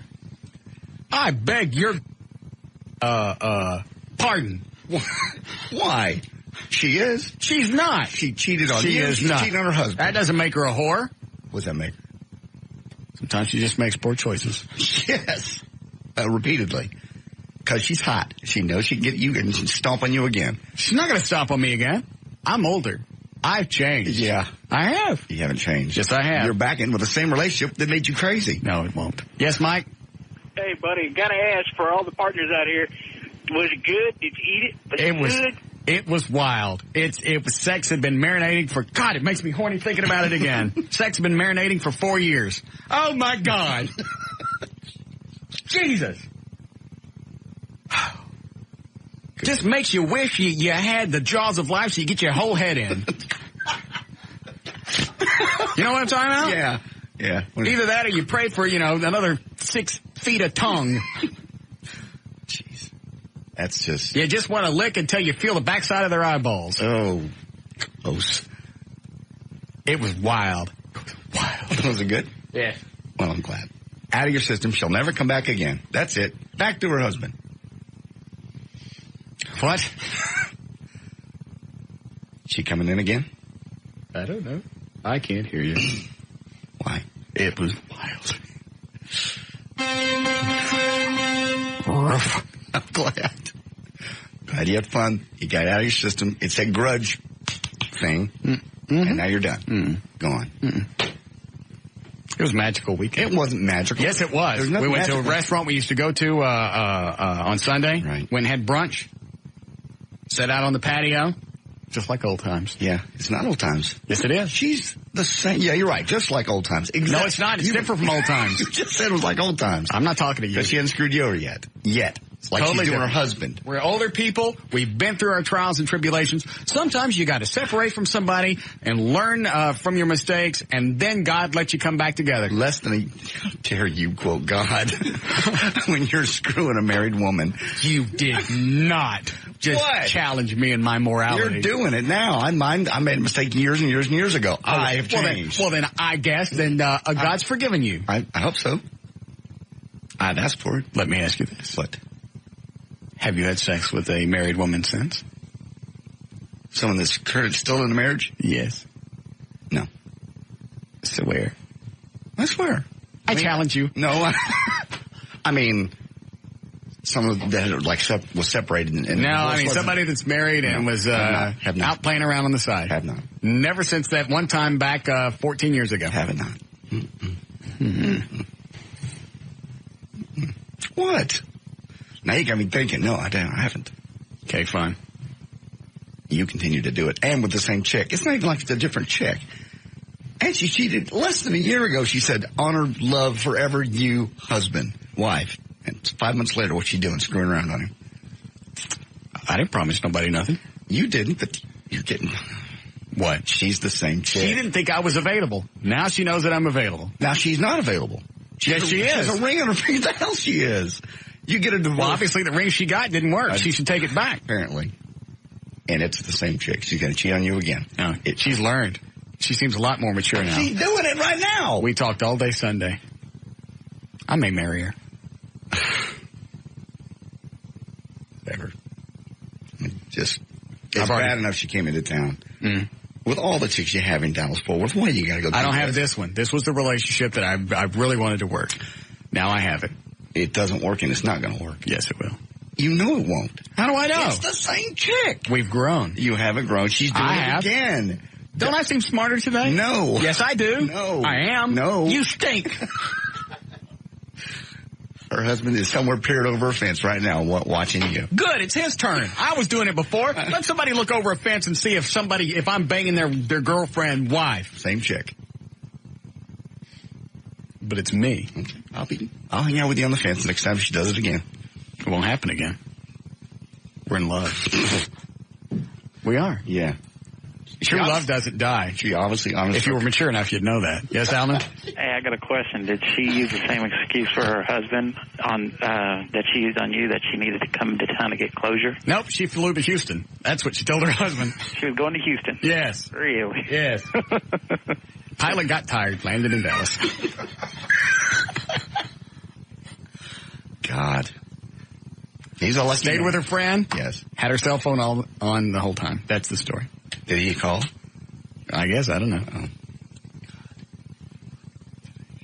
I was on the Today Show. What? Rebecca is saying that someone talked about you in passing today on the Today Show. On NBC? Yes. Tim Robbins, Susan Sarandon's husband. Tim Robbins doesn't know me. All right. Yes, Rebecca? Yes. All right, what's the story? Oh, you was just mentioning that a certain DJ from the South was bad-mouthing all of the Hollywood people for using certain things for their platform to promote their peace rallies. Yes, that was me. Yes. Well, of course it was you. I'm famous now. Thank you. Oh, of course you're famous.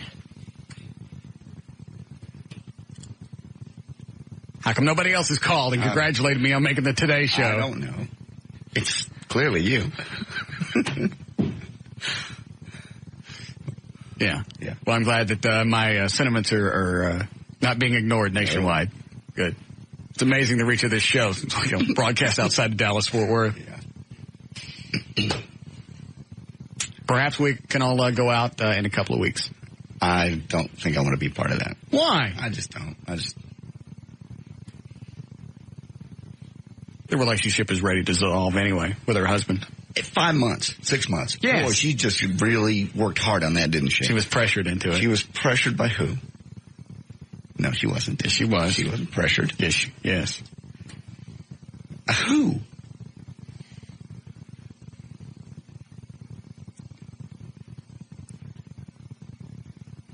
Tupperware.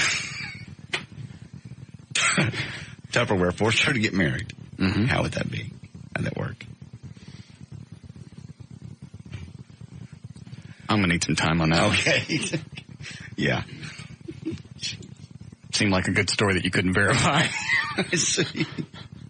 No, she wasn't. She loved this guy. Married him. Nah, it's fantasy wedding. That's why it's over already. Married. Yes, Michelle? What is the deal? How can you We need a break. possibly go on talking the way you're talking? Because it's like totally double standards from what you were telling JD about his relationship. No, it's not. This relationship, Yes, it is. we've gone off on our own, and we've grown, and we've decided we're going to commit to each other. JD won't commit to Joy. So how come he can't say the same thing? Can't say the same thing. What? I'm committing. JD won't commit. I knew I could get somebody He's twisted. committing enough to be able to go to a therapist and take a trip and spend all of his weekends with her. I've been to therapy. With her? Yes. With the Julie? whole bag that's married that dumped you and then you're going back to it? Yes. I wouldn't exactly call her a whore bag. Oh, I didn't. I said hoe bag. Oh, same thing. You went to therapy with her? Yeah. Oh. See, it worked well. It did. Yes. Yeah. She learned a lot. I have to go. Fine, if you don't want me to be happy, just say so, and I'll stay by myself forever. Is that what this show wants? Is that what the audience wants? Because if I get in a relationship, is the show going to go belly up? Is that what you're worried about? No. How dare you not want me to be happy? I want you to be happy. You selfish, what is it when you only think about yourself? Narcissistic, petty little man. I'm concerned about you. You're not concerned about anything. You don't want me to be happy. No, say it. You know it. You know I do. But there's millions of women in this town that will make you happy, could make you happy. I like Julie. Yeah, not like her. You're right. Nobody will make you quite that happy. Go back. How did it feel standing on that fence, looking over the balcony? That was a choice I made on my own. That was my own weaknesses. It was her banging her ex-boyfriend. We don't know that. I never saw it. Yes, you do know that. Oh. They don't stay out all night with an ex. I asked her. Oh, and? She said no. Well, good. You can certainly take her word. She's so honest, especially people like her husband, who she told she would be in Houston with a girlfriend. So she certainly would tell you the truth. I'm glad you see that. You make me nuts. We do need a break? All right. We'll be back.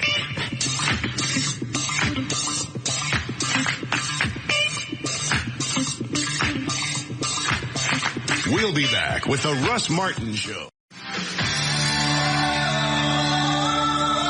Russ now at 214-787-1053. It sound like the ghost at the beginning of Scooby-Doo. It does.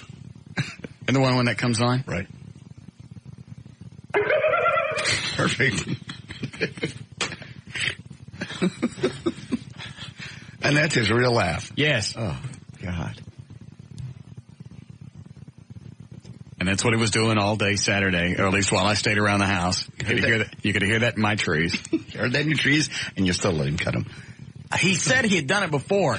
I didn't think it was going to be that big of a deal to let somebody trim my trees. He trimmed them.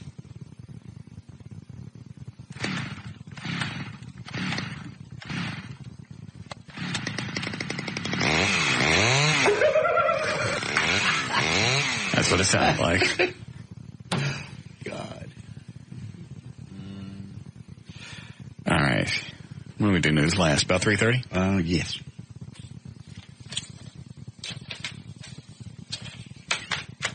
So you don't want me to see her anymore? You do what you want. Well, why is it you can't go to dinner with us? I just don't want to be part of this. It's wrong on every level, and you know it. It's not. It certainly is. It's a relationship coming back around. We've gone our own ways, separate ways. We've learned. We've come back. She didn't learn anything. You time is manipulate men because she's hot. So it's time for screw you again. No, I'm not getting screwed again. I'm done getting screwed in a relationship. With this one you will, because she cheats. She cheated then, she cheats now. What makes you think you're the magic man that can settle her down? Because I'm the one she wanted when she married this guy. I see. Yeah, and you're the one she wanted when she was screwing her ex-boyfriend. We were having problems. She wasn't ready then. She was young and immature. She's not ready now. She's cheating on her husband. You get divorced if you want to get divorced, and then you move on. You don't fly to Houston, which is really Dallas, and see an ex-girlfriend, which is really an ex-boyfriend. Get it all weekend, and then go home like nothing happened. How about the first weekend, okay? Play it out. First weekend, she goes, hey, I got a girlfriend I'm going to go see in Houston. Mm-hmm. Russ, is that okay with you, honey? No, it's not. I'm going anyway. No, you're not. What are you going to do, tie her down? She goes to the airport and gets her plane. Let's play it out. Okay. Go ahead. You be her. I'm going to Houston this weekend to see a girlfriend. She's sick. I need to get down there. Mm-hmm. You know Betty? Remember Betty? Mm-hmm. Yeah, she didn't feel well. I'm going to run down there this weekend. That's too bad. What happened to your head? When we dated, I don't remember your head being this big. What happened? My head's not big. Somebody's is. No, but I'm going to Houston. No, you're not. Yes, No, you're not. Yes, I really am. No, you're not. I have to. No, you can't. You're keeping me from leaving town. Don't you trust me? You better not go. Well, I already had the ticket. No, you're not going. All right, well, I'll be back Sunday. No, you won't. Okay. If you go... Mm-hmm. What? I'll kill you. I bet she don't leave then. I bet she does. I bet she don't. You're on the air Friday, you come home, her stuff's gone. I told you she was sick. I had to go. She's not going. And that's the end of that. That's the end of that story. It's not. Yes, it is. You're in here where you can't physically tie her down. Yes, I can. That's a great relationship. Man, something you can't even trust out of your side. I trust her now. So does he. He's not as smart as I am. Yes, Jay? Hey, I was going to call and see if you got your badge. Friday, I stopped off and got a couple of T-shirts from Chris. Uh-huh. And I gave him a collectible, one of our old collectible badges. For what? You collected badges. No, I didn't get it. For what city? It's for Dallas County. No, I never saw it. Yeah, I gave it to him. I talked to Dan, and I told him to either give it to you or Dan, one of the two. I don't have it. But you might want to hit him up because he's got it. And you gave it to who? Chris, from, I guess he's with Wild or something. Whoever you sent out with the T-shirts. Oh. Okay. Thank you. I'll get it. Hey, all right, man. Thanks, sir.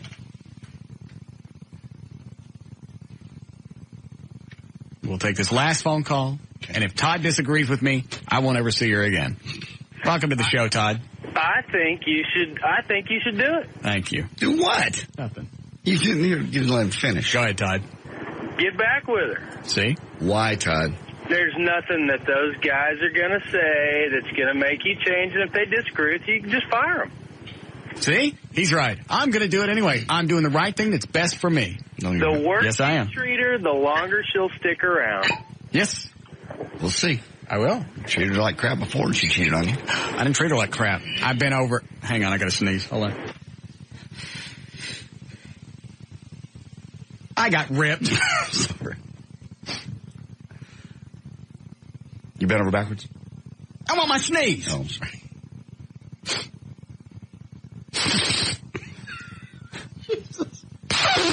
All right. Gross. I had a sneeze coming. You go get it. Did you see Alexa Canomos today on Channel 8? I did. Blew a farmer's hanky. She didn't. Right over the console. She didn't. It was. Never saw that. Huge. No. She just put one finger on her nostril and went. She did. She didn't. You still in love with her, too? No. No. Why not now? Because I have Julie. Oh, good. You made a wise choice. Thank you. Thank you, Todd. All right. All right. Happy to have you as a listener. Very, very intelligent man. Okay. I'm just, even though she even came to town. You even looked her up. That you even got her on the radio is just amazing. She wouldn't come on the air. That's right. I got her sister on the air. Mm-hmm. God. Okay, you got it. Let it go. You got it back. You got your little revenge thing. Mm-hmm. Let it go. Now you're going to do what you're going to do. She didn't come to town. I ain't seen her in 4 years. Are you people nuts?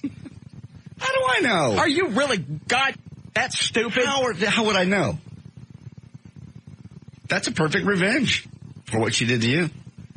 She didn't come to town. I haven't seen her. I haven't slept with her. Okay. I've heard. I don't even know what she looks like 3 or 4 years later. I saw a picture on the internet. That's it. Okay. Do you really think I've gotten that stupid?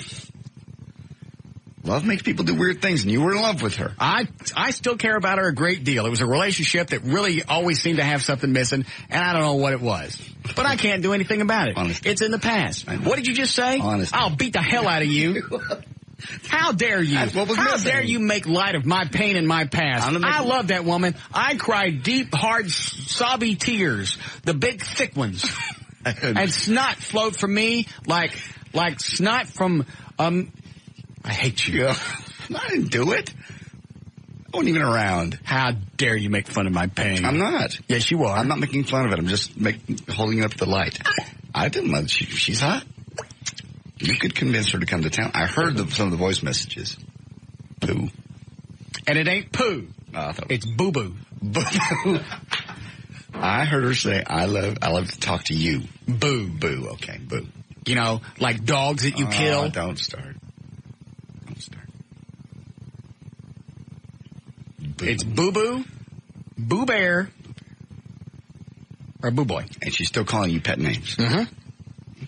Okay. So, but she didn't come to town. Okay. It's not that far of a stretch to think that she could or would.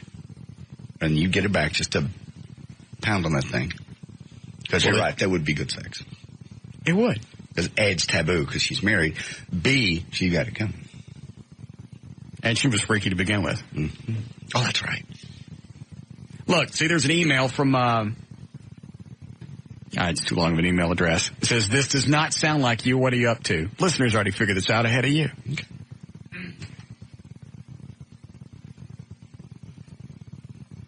Yeah, I'm going to let her come into town. I don't know. I was busy this weekend. Doing what? With somebody else. Oh, good. Somebody we know? Possibly. Who? It's that Italian chick. Remember Nunya? All right. Pardon me for wanting to know what's going on. Thank you.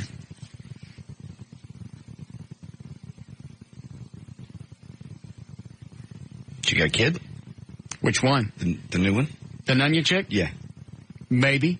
Mm-hmm. Okay. Why? Well, that's a good thing. Want it? No. I don't want it. Why not? I don't want any more kids. He won't fall for theirs toys at the bottom of the pool trick. How old is he? 4. Oh. A lovely age.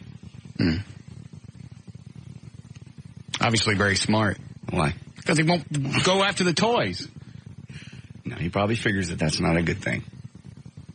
4. I'll get nicer toys. They got no volume control. They don't know shut up. They don't know sit down. Anyway, that was my weekend. No exes came into town. I didn't spend all weekend banging some married chick from another state. Well, that's 3 weeks away. And you'll love this. This will make you even more pissed off. Ready? Yeah. I'm paying for half the ticket. You are not. Yes. You are seriously? Ask me to swear. No. Ask me. I don't want to. Ask me. Swear. I swear. Out of your effing mind. It's worth the poon.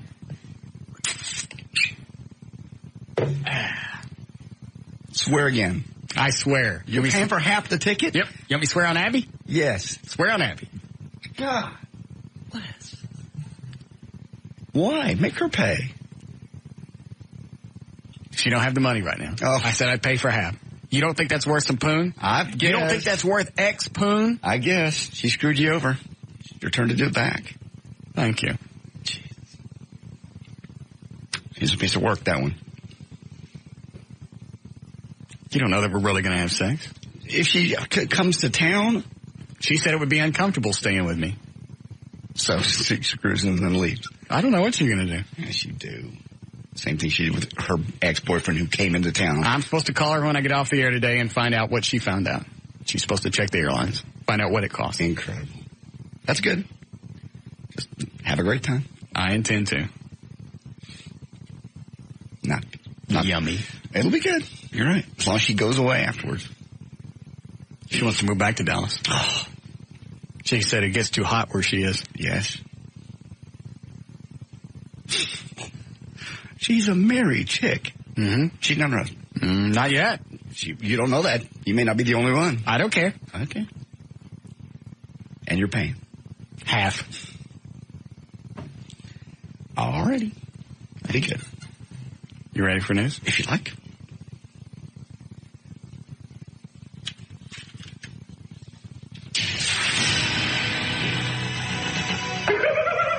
$505. Did you run a legal ID? No. 505 at KLLI. Dallas, Fort Worth, Texas. Live. 105. Go ahead.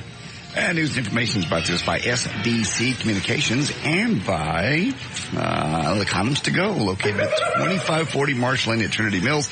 Eddie, our very own Eddie, will be out there on Thursday from noon until 2. Everybody gets 20% off everything in the store while Eddie is there. That's this Thursday, Condoms to Go on Marsh Lane. And our very own Chloe is out at Al Lamb's Honda right now selling our T-shirts. They're the sodomized T-shirts. That is at 9311 LBJ Freeway between Abrams and Forest on the north side of LBJ. He'll be there until 6 o'clock. Bring $14 cash. Hold on. Was it Dan? He just called. He's stuck on that traffic jam on 630. Why is it he is always late every time he goes someplace? Every single time. When we went out to Hooters, he was 25 minutes late, so he's not there now. No, but he said he'd be there soon because he's caught up on 635.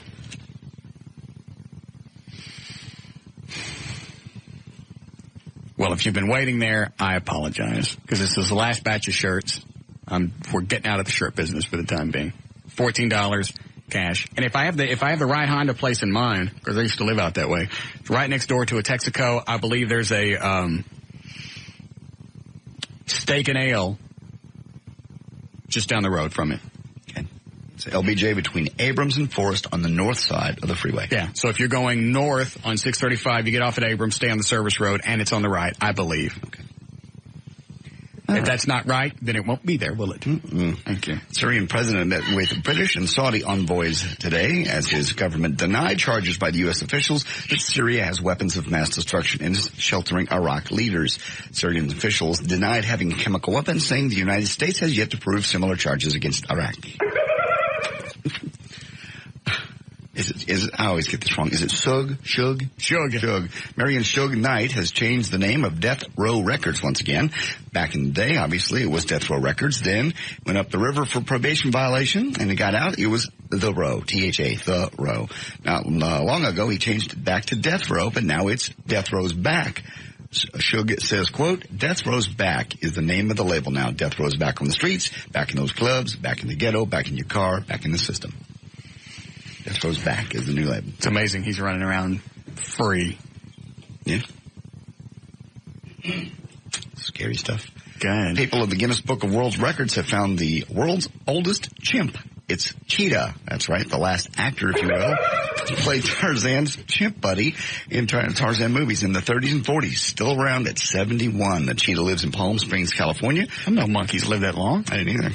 With Dan Westfall, whose uncle, Tony Gentry, was Cheetah's trainer. Gentry originally left instructions to have Cheetah euthanized when he died because he was afraid Cheetah would wind up in a research lab. Westfall convinced his uncle to spare his life, promising to take care of him forever. You'll be happy to know that Cheetah's got a pretty good life among other primates. He also plays with preschool toys, reads magazines, especially National Geographic, plays the piano, watches TV, including the old Tarzan movies. His life at 71. Good news, bad news for residents of Berkeley, California. The good news is Sean Penn's 1987 Buick Grand National, which was stolen last week, and while he was eating at a restaurant, has been found about 9 miles from where it disappeared. Bad news is 2 handguns didn't get found. 38 caliber Smith & Wesson and a 9mm Glock still missing. I'm sure they'll be used for very peaceful events. Yes. Make Sean happy. What's the first thing you'd like to see every morning when you wake up after a good night's sleep? Boone. No, your husband. Boone. Maybe your cat. Boone. Picture of your mom and dad. Boone. Well, for Michael Jackson, it's floating. Or my trees with the branches still on them. For Michael Jackson, it's flamingos. According to the Star tabloid, Michael has employed his Neverland... so that's what he wants to see when he gets home? Yeah, he has his Neverland Ranch hands round up all the flamingos, so that's the first thing he sees every morning. Is that his code name for weenies? No. Justin Timberlake is on the way to Britain next month to do some shows, and he's already faxed his demands to the various hotels he'll be staying in. Excuse me. Chief among those demands is that mirrors be installed in all the bedroom ceilings. He also asks for his own exercise equipment so he doesn't have to use the nasty public gym. Packets of nuts on the mini bar. Yes. And American candy such as Hershey bars. Mm-hmm. Justin's security team has also informed the staff of these hotels they are not to speak to him directly, only to his personal staff. Perfect. Why? I like that kid. He's a nut. He's not a nut. Don't talk to me? Yes. Why? So you don't have to deal with weirdos. Those are his fans. So? People that make him money. How many fans have you met that aren't weird? Yeah, quite a few. Point in case. John, he's the guy that trimmed my trees? Yeah. Listener. Weird. Okay. And guess what? He looks just like he sounds. That's you, really? And you let him go up your trees. Looks like he belonged there. That sound coming out of a tree made me laugh all day. Mariah Carey may be expanding her career horizons. She's thinking of becoming a radio host and a disc jockey. Did her last album or whatever crap out? Yeah. Carey is in talks with Infinity Broadcasting to have a show. Most likely a weekly one on the new Blink 102.7 in New York. Oh, that's their, I think that's their new format. Yeah.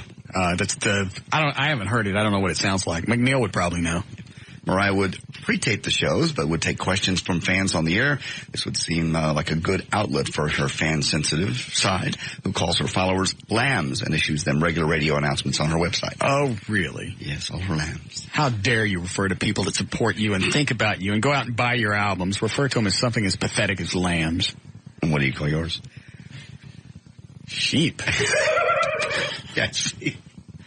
Totally different. This will be cut number 4, by the way. You tired of all the protest songs? No, not yet. Well, Lou Reed has reworked his classic Walk on the Wall. Ain't he dead yet? Isn't he the one with cancer? No, Is he? Oh, I'm thinking of Warren Zevon. Yeah. Oh. He reworked the classic Take a Walk on the Wild Side. The new version is Walk on the Wild Side, Georgie Joins the Army. It's available on his website, LouReed.com, and here's what it sounds like. TAS, toxic anger. That ain't it? What cut? Number 4, I said that going out. Don't even. What? I saw that look. I told you he's already cut 4. What was that noise? I was taking a sip of my soda. Why don't you turn your mic off when you're sucking stuff into your head?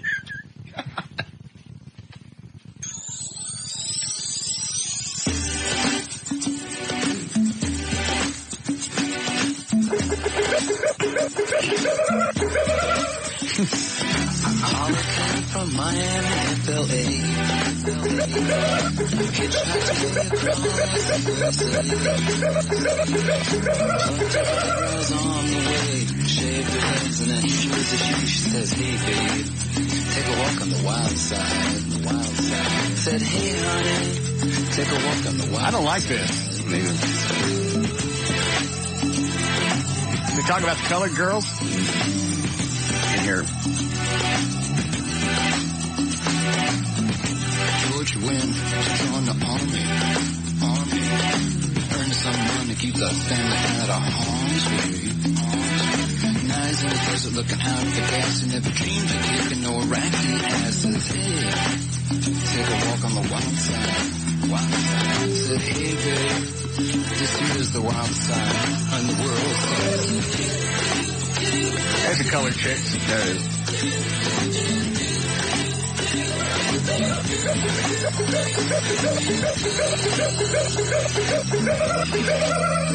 There it is. Lou Reed. You can get on LouReed.com. That little bit of it there. I don't like that. You want the whole thing, you got to buy it. How much is it? I don't know. CD. They're normally $15 or so. Okay. See, over the weekend, Adam Sandler and Jack Nicholson had a big smash at the box office, the highest debut of the year. Matter of fact, Anger Management pulled in $44.5 million, followed by Phone Booth, What a Girl Wants, Bringing Down the House and a Man Apart, in a house of 1,000 corpses, by the way. What was Eddie telling me about this? They hyped this thing for like forever. Talking about the Marilyn Manson thing? Rob Zombie made a movie. It's like almost 3 years ago, and they've been hyping it for 3 years. Nobody released it. It's the grossest movie you've ever seen, and on and on and on. How much did it make? That one made $3.4 million for number 7. What was the top movie? Top movie was The Anger Management. It's $44 million. Yeah, that ain't good. Mm-mm. What were you going to say? It was probably the worst movie I've ever seen. Oh, did you go see it? It was a complete ripoff of the Texas Chainsaw Massacre. I mean, I'm not exactly word for word, but the whole scenario was identical. It was really bad. And then was it gory? No. Really? No, there was a couple of scenes, but it wasn't anything you don't... I mean, PG-rated movies have that much stuff. Yeah. Writer, director, musician Rob Zombie, cut number 3, says an executive from Universal Pictures decided not to release once she saw a screening of the film with a young audience. We went to a screening, and she watched it, and that was the end of that. She was really disturbed by the reaction of the audience. Because it's Rob Zombie? Sort of like cheering on all the violent moments, and I was, because afterwards I went up to her, I was like, that was great. Wasn't that amazing? The reaction was fantastic. She's like, well, that's what disturbed me. They seem to be having a little bit too much fun. So, and cut number 2 is Rob Zombie on the decision by Lionsgate to finally go ahead and release Night of a Thousand. We were in limbo for a while, and then Lionsgate came in and said, we don't care. The controversy doesn't bother us. Nothing bothers us. We don't care. We're ready to go. So, here we are. And it's going to tank. Wow, $3 million. But that's just one weekend. Uh-huh. Next weekend, it'll probably, word of mouth will spread and it'll get worse. Yes. And cut number 1 is actually a scene from Anger Management, which was the number 1 movie over the weekend, in which Jack Nicholson's character talks to Adam Sandler's character about his problems in front of his boss. You're suffering from TAS. TAS? Toxic Anger Syndrome. Oh, I don't have TAS. He's angry. It's a sickness, not a crime. There we go. That's Anger Management. All right. There's news and information that brought to us by Lone Star Park in Grand Prairie. You can come out and see Eddie Saturday from 1 to 3. It's Buds and Suds. General admission will be $3 on Saturday. I'm J.D. Ryan on Live 105.3, the talk that rocks Texas. Dan, is Chloe out at the Honda place yet? Has he called? You haven't heard from him? All right. Swell.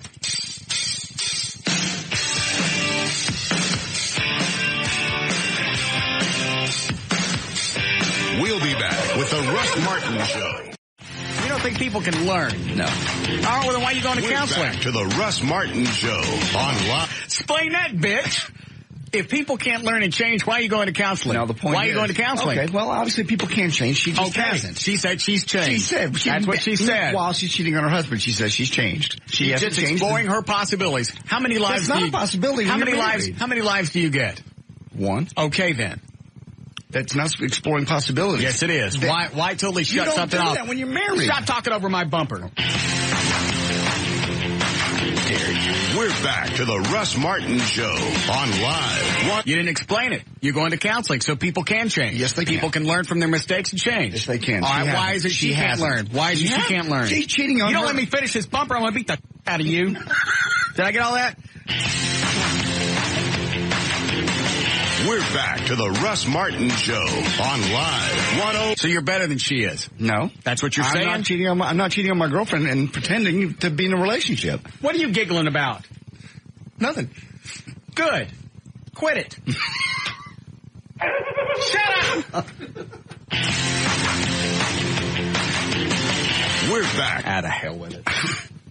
What do you got, Gail? Well, I've got Valero Energy and a huge backup on Central Expressway. There's a stalled car causing it northbound 75 just before 635. It's sitting in the left center lane, and there's a big solid backup all the way to Park Lane by North Park. Now, on the south side of Dallas, eastbound 20 before J.J. Lemon, roadwork in the 2 left lanes causing that heavy delay from Lancaster Road.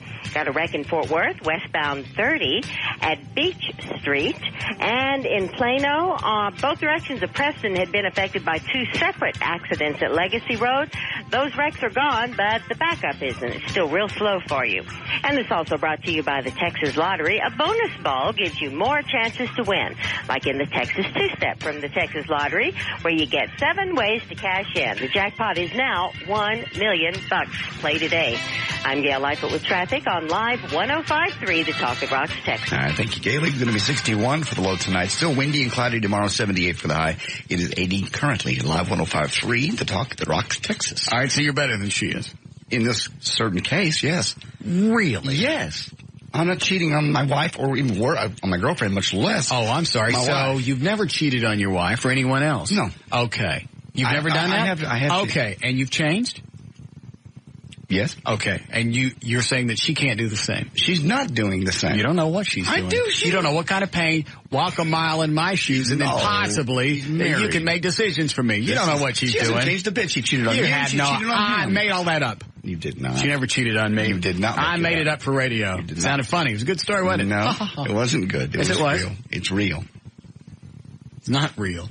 It is. It happened. And hold on. Yes, Space Ghost? Well, is it possible that part of her change... You really want in this? I just want to ask... Are you on my side or JD's? Both. Neither. I just wanted to ask a question. You need to decide whose side you're on. Whose side are you on? Well, I guess I'd have to go with JD's on this one. Well... Because is it possible... How very stupid of you to step back into radar. Go ahead and ask your question. Is it possible that part of her change is the fact that you are now, when we were dating, I was doing mornings at the Eagle. She's in BFE. I don't care where she is. Got nothing to do with that. She said she's changed. She's had problems. She's learned. She's grown. She's obviously everybody else can do that, but her. She's cheating. It would be different if she hadn't done that in 3 or 4 years. How is she cheating? When she comes here and you have sex with her? I'm glad you've already played it out for me. That's why. Well, obviously, there's no reason. There's no reason for her to come down now because I know how it's going to play out. I'll just get a picture of her and screw that slit in my couch. Pay to see that. You know why she's coming? I hear the tone in her voice. You don't. You have no idea. I hear how the tone dare you? In her voice. Les G. Judge and rocks and stuff. That was what is it, Eddie? 10, 12 years ago. Let's be judging. Judge not, lest you be judged. Yes, I'm not judging her. Somebody is. You've already played it out. Nothing's even happened yet. You've already condemned her to a life of infidel. How dare you? You know that's what she's doing. I don't know anything. I've heard that. I'm hoping. Yeah. You don't start using pet names like Boo and Boo Boo to somebody. Why not? It's flirting. We're You're old married. friends. We're old friends. You're not old man. You're not old friends. You're old boyfriend, girlfriend. We're ex-lovers. Thank you. Okay.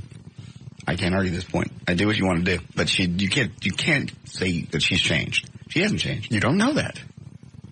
By definition, she's cheating on her husband. She hasn't done anything. It's just the way she's talking is flirting. Oh, so if you say something slightly flirty, that creates you become an infidel, and then fly into a city. To Nothing's happened, but she's coming. You don't know that. I could have made that up. You swore. You are so stupid. You swore. You stink. No, I don't. You swore you paid for half the airline fare. And she got you to pay for half the airline fare. I offered. Of course she did. It's worth the poon. Yeah, sure it is. Get it. Why are you still in here? That's right. We were talking about hockey, but during the break. Did they win? No, they lost flat. Gave up 3 goals in the third period last night and just stunk. Yeah. Who'd they play? Edmonton. Oilers. They're now down. Oh, they always get beat by Edmonton, don't they? No, they've had, pretty good luck with them, but they lost the first game. Then they just trounced them Friday, 6-1. And then... Edmonton? Stars beat Edmonton 6-1. We need to use names when somebody says somebody got trounced. Stars trounced Edmonton. That's good. Now I get it. And then they stunk yesterday. They played great for the first 2 periods, but then... Oilers have a 2-1 lead. Yeah. In the playoffs. But they're in the playoffs. Sorry, first round playoffs. Anybody talk to Luddy recently? I haven't seen him. I haven't been to the Apple forever. That's where I normally run into him. Oh, hang on. Why don't you go see if you can find Luddy? Okay. Yes, Fred? Yes, sir. I need your advice. I've just been pulled over by a Garland cop. Buddy, run! Run, buddy! Run! Hey, stop the gas! He's got my driver's license, man. Buddy, screw the driver's license. Either that or tie your shoes really good. I'm at Northwest Highway 635, man. What were you doing? Huh? What were you doing? About 5 over. Buddy, you can always get another driver's license. Shoes are expensive. They're going to swing you till they come off. Buddy, run. Stomp the gas. All righty. Okay. I'll see you later. Have you, he's been nice, huh? Huh? Has he been nice? Oh, I've been good. Yes, sir. No, sir. Thank you, sir. Mention, stay on the phone till he comes back. Mention my name and see what happens. Oh. See if he knows. He may not know. Not all cops know me. No. Is he sitting in the car right now? He's in back of the car running my driver's license. All right, well, let's just wait. How long has he had it? Had what? Your driver's license. How long has the cop had your license? A couple minutes. Okay. He'll be back in a second. Let's just wait. And you were really only going, what, 60? I'd do like 65. They don't pull you over for that. Well, he's pulled me over. I don't care what. I was doing, buddy, I was doing 65. What did he say when he pulled you over? Driver's license and insurance and registration. And he didn't ask you why you driving so fast or anything? Not yet. Buddy, run. It's a setup. Okay, I'm gone, man. I've already pulled away. No, don't go anywhere. I want to wait. I want to see what he says. When he comes back to the car, mention my name. Say we're talking right now on the air about how you support police officers, and we'll see what happens. By the way, roll the window all the way down so it doesn't hurt. I'm sorry, sir, but I don't look like anybody that supports police officers. Yeah, do that. It don't take that long to write a ticket. Hang on. No. Hang on. All right.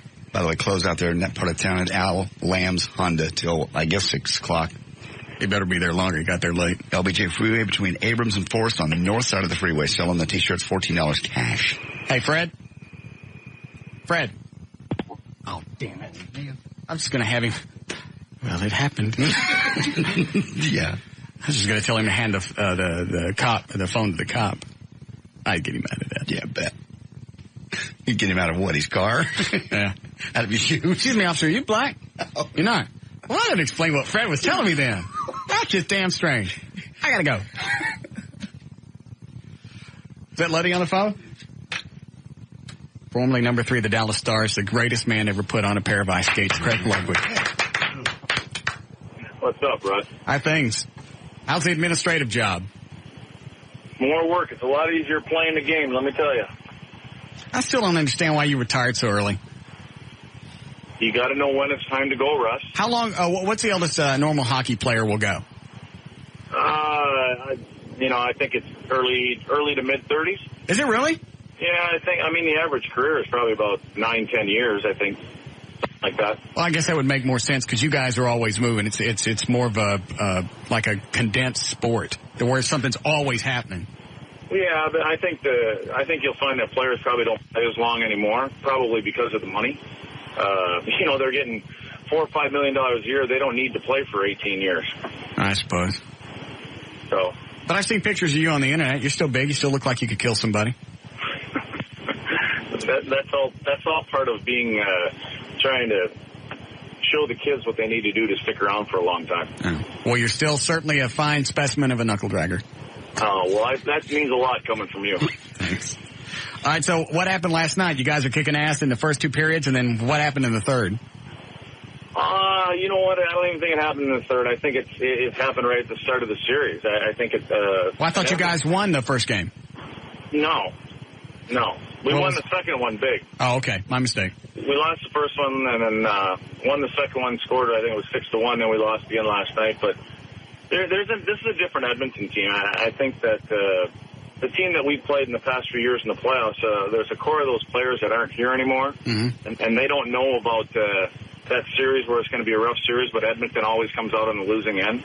So there's some players there that don't respect this team like they shouldn't. They shouldn't respect this team. I mean, we're talking about a small market team against a big market team. Right. They're the classic underdogs. They're coming in and saying, hey, if you want to play, we'll play. And I think the last game of the regular season should have set it up. I mean, we went into Edmonton and they came out and played a very physical style game, and they beat us, I think it was 4-3. So I'm sure they're taking a page out of that game, and that's what they've done in the last 2 out of 3 games.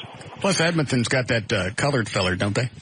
Yeah, and he's a big man. And is he good? I think you'll see a little different story when Darian gets back in there. Hatch was out last night, and I think if you if you watch the game, there's too much chaos around the front of our net, and there's too many people that are allowed to come into that area that they shouldn't be allowed to come in. And I think Darien's is a huge part of that game for us. And, so you think that was part of the problem last night? Was Hatcher wasn't there?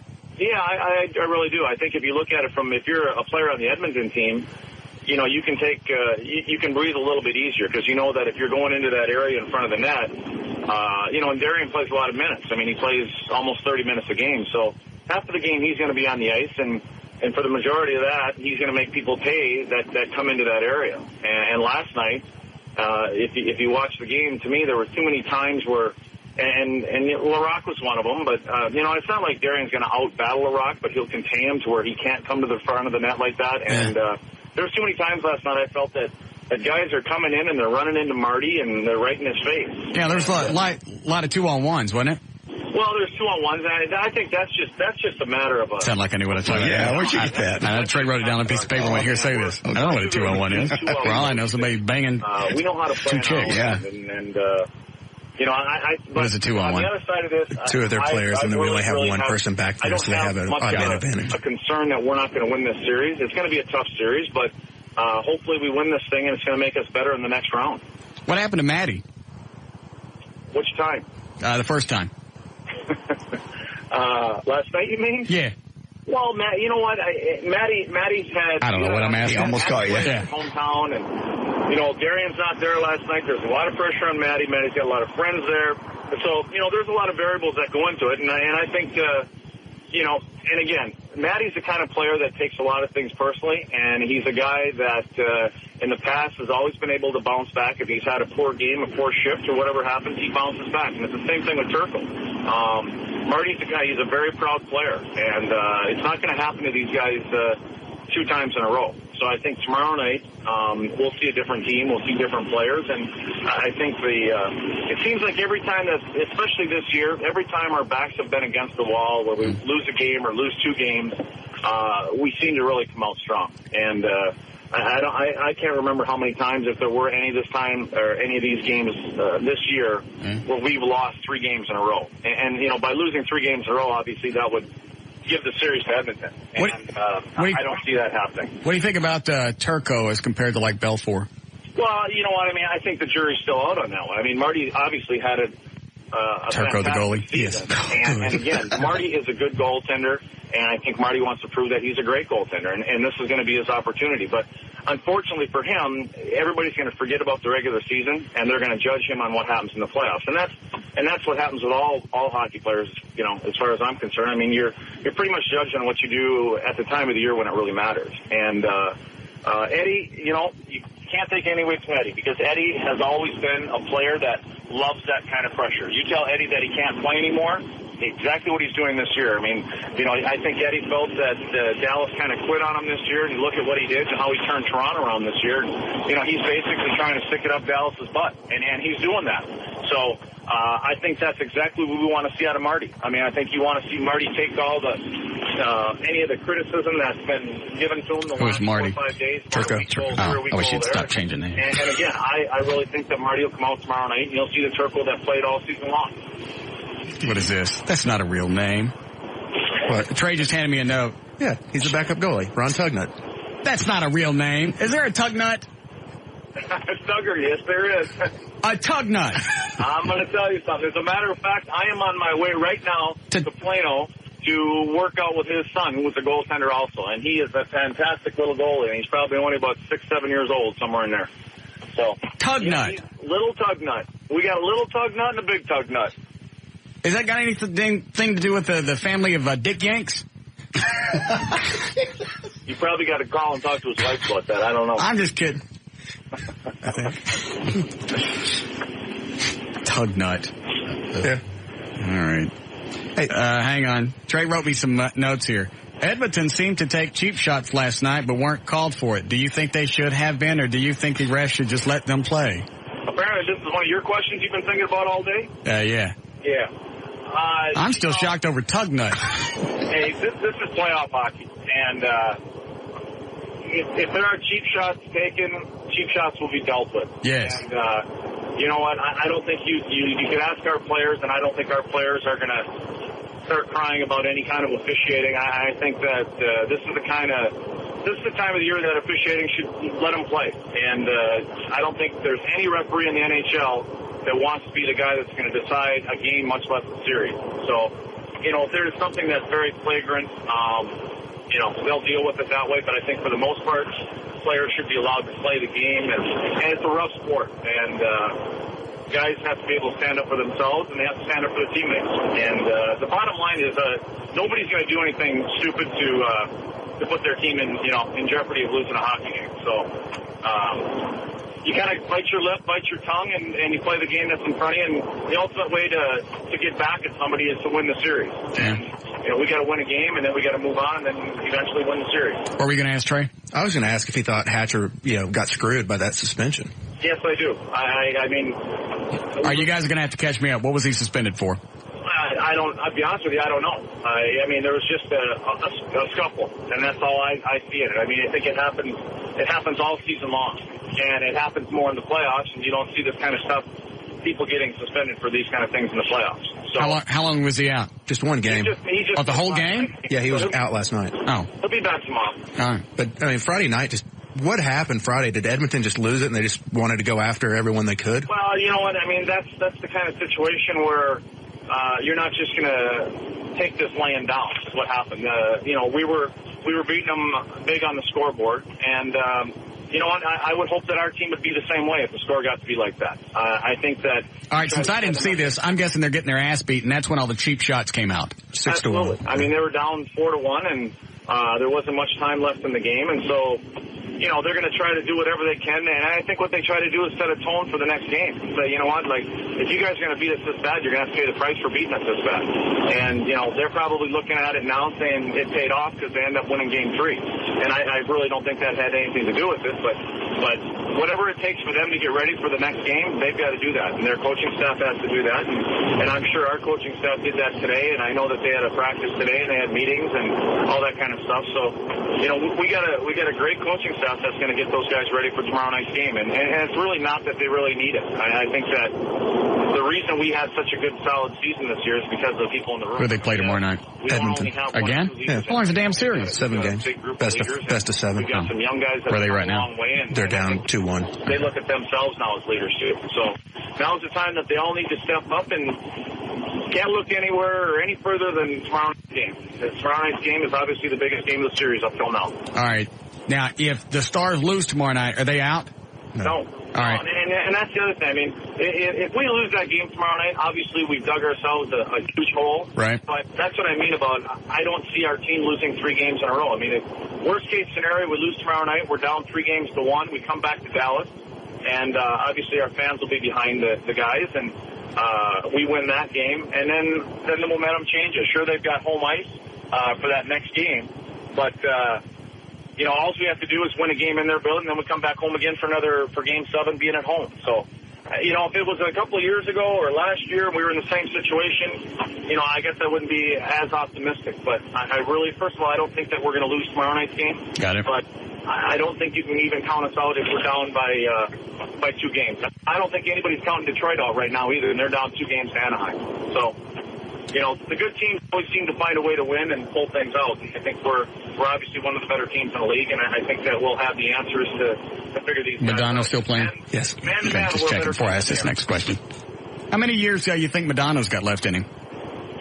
Well, if Mike wants to, Mike could probably play another 8-9 years. You really think? Oh, yeah, he's the best player in the game right now, and he's leading. Mike's growing into a leader on the ice as well as off the ice. And Mike is playing his best hockey, and he played last year.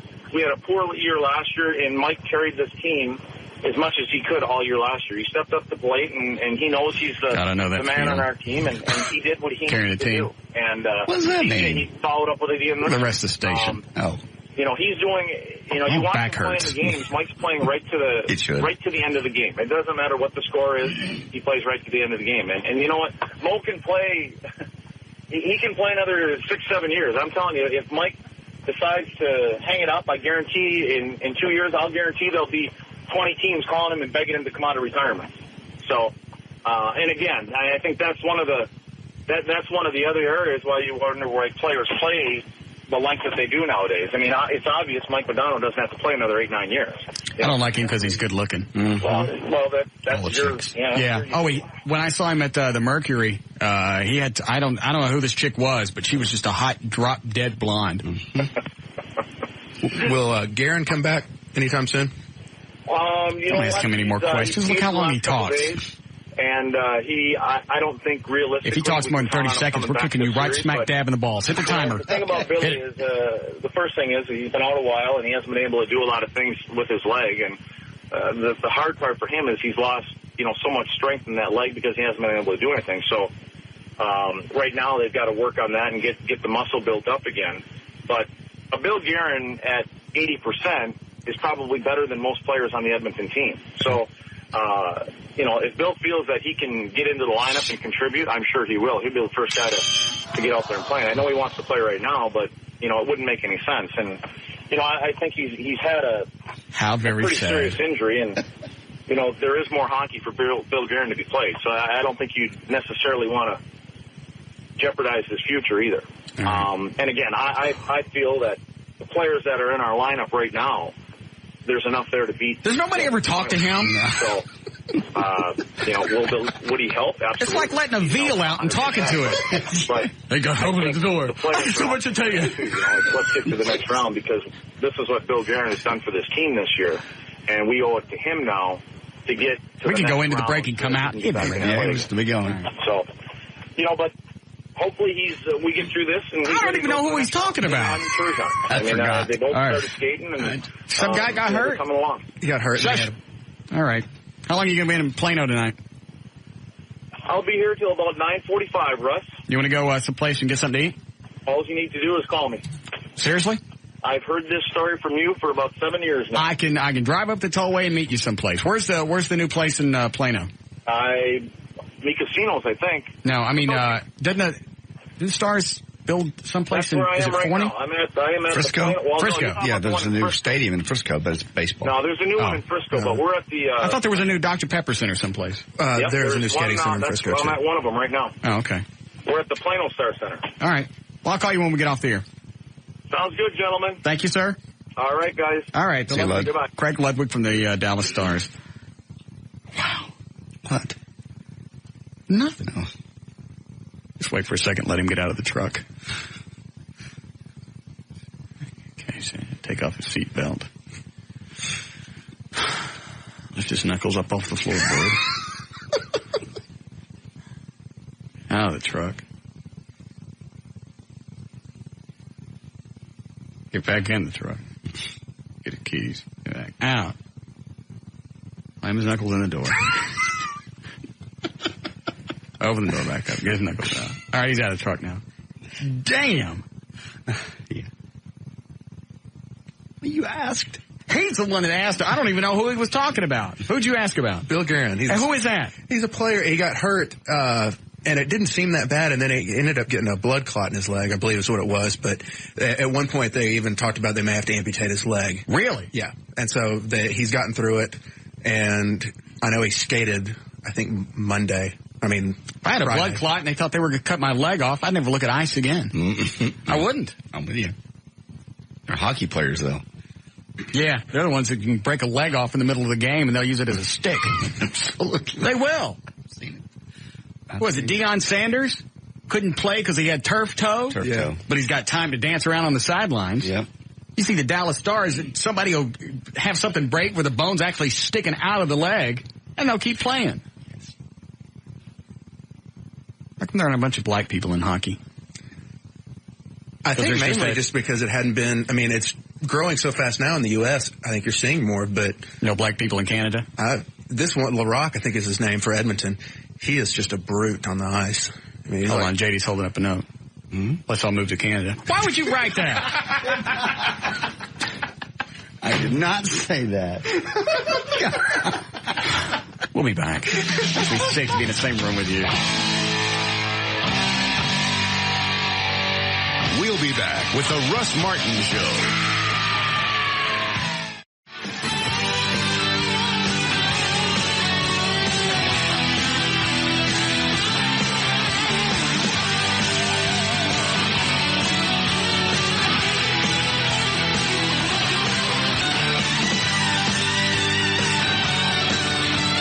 Oh, we have the golfer audio now?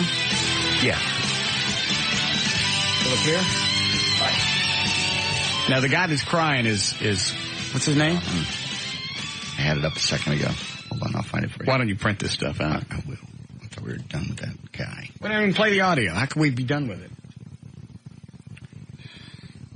This is the guy that came in second. Yeah. He was ahead and just blew it and just cried. It's just all coming out.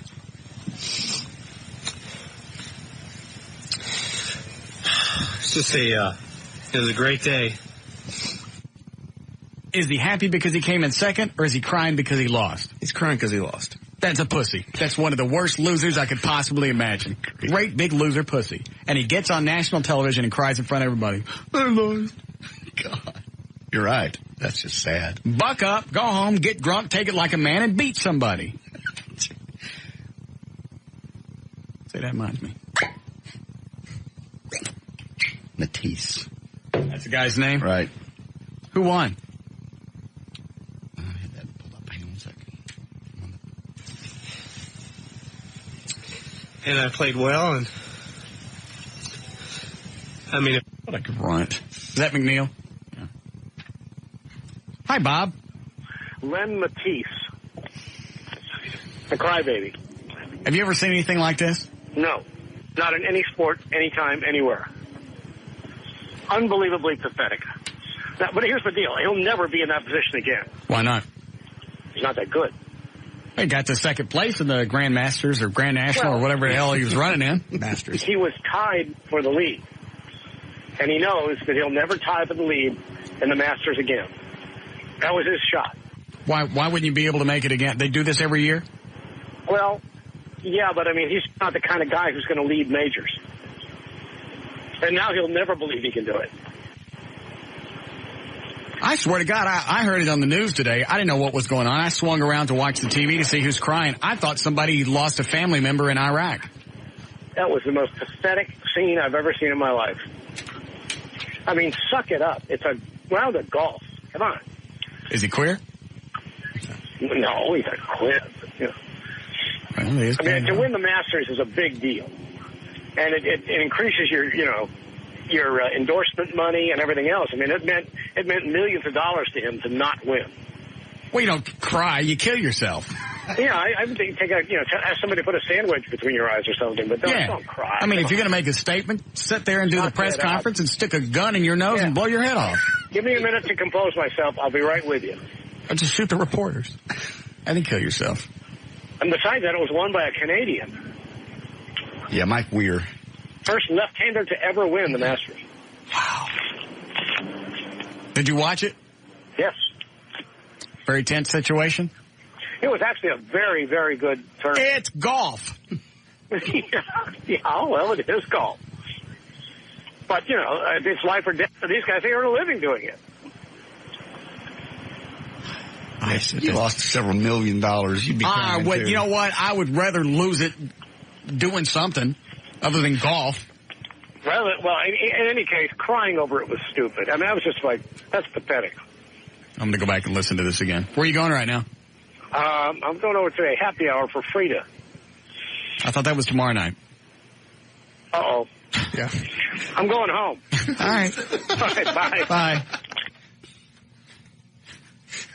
I should have just shut up and let him go sit at the restaurant for a couple hours. Whoa, I'm sure they'll be here soon. That is tomorrow night, isn't it? Yes. Where's it? Oh. I don't know. I'm not going. Okay. Why are we having a happy hour for Frida, the business manager chick? She's the one who's organizing it. It's just for all the people that aren't in this building anymore, just for everyone. Oh, that's right. A lot of people moved over to the other building. Right. Yeah. It's a chance to what? Say hello. Are there any other sales chicks going? I believe so. I ain't nailed a sales chick in a long time. Yeah. I'm starting to DT on that. I got the shakes. Yeah. You need to get that one you never got. Which one? Cornucova looking one? Oh, she'd never drop down to that level. She wouldn't. I mean, drop down to that level. No. That's a hanky and a bottle of chloroform to get that. I don't think so. I do. Why? She has never, ever shown any interest in me whatsoever. She's none. afraid of you. I don't think so. You had a couple of cocktails in her. You think? She gets really touchy. Does she? Yeah. Doesn't she? What What do you think, Eddie? You know her better. That seems alcohol plays a major role in something like that. Mm. Alcohol and just being genuinely nice. Phew. I'd go on a sales call with her if she'd let me bang her. She probably would.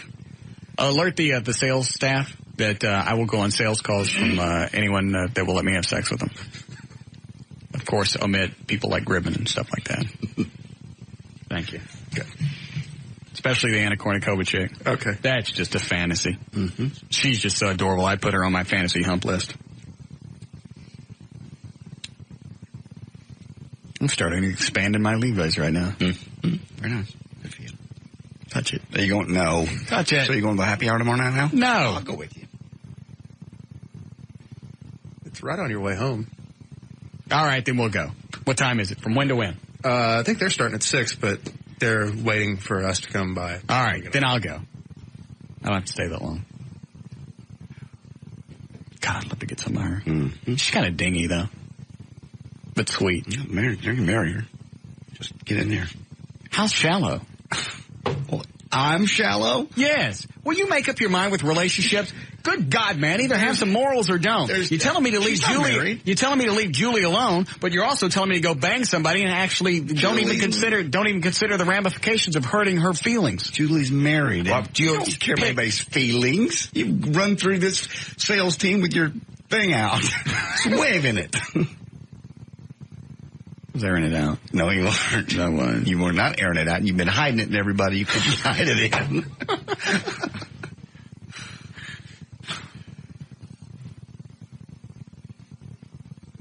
So I'm just saying, don't point at me. I'm just saying, go get it. She understands that wouldn't be forever. She might not.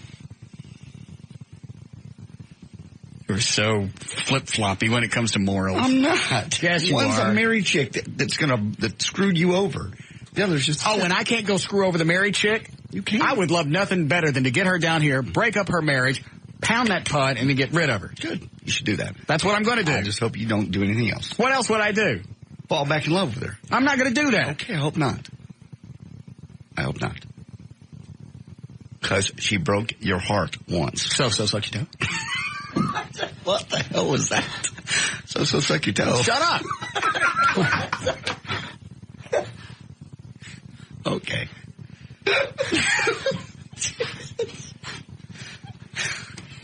All right.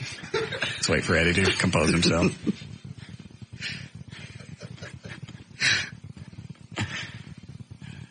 You all right?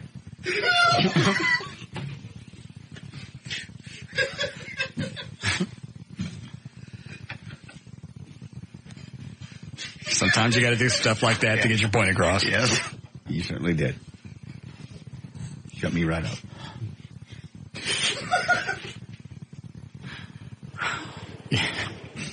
Go ahead, Tyler. Hey, boss. Go ahead. Make him laugh again. That's funny. All right. He makes me forget about my problem. Okay.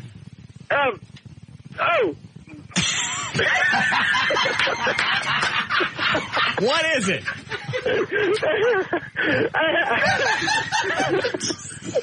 I need your help. What is it? My chick's turning fat on me, and I need to know what to do.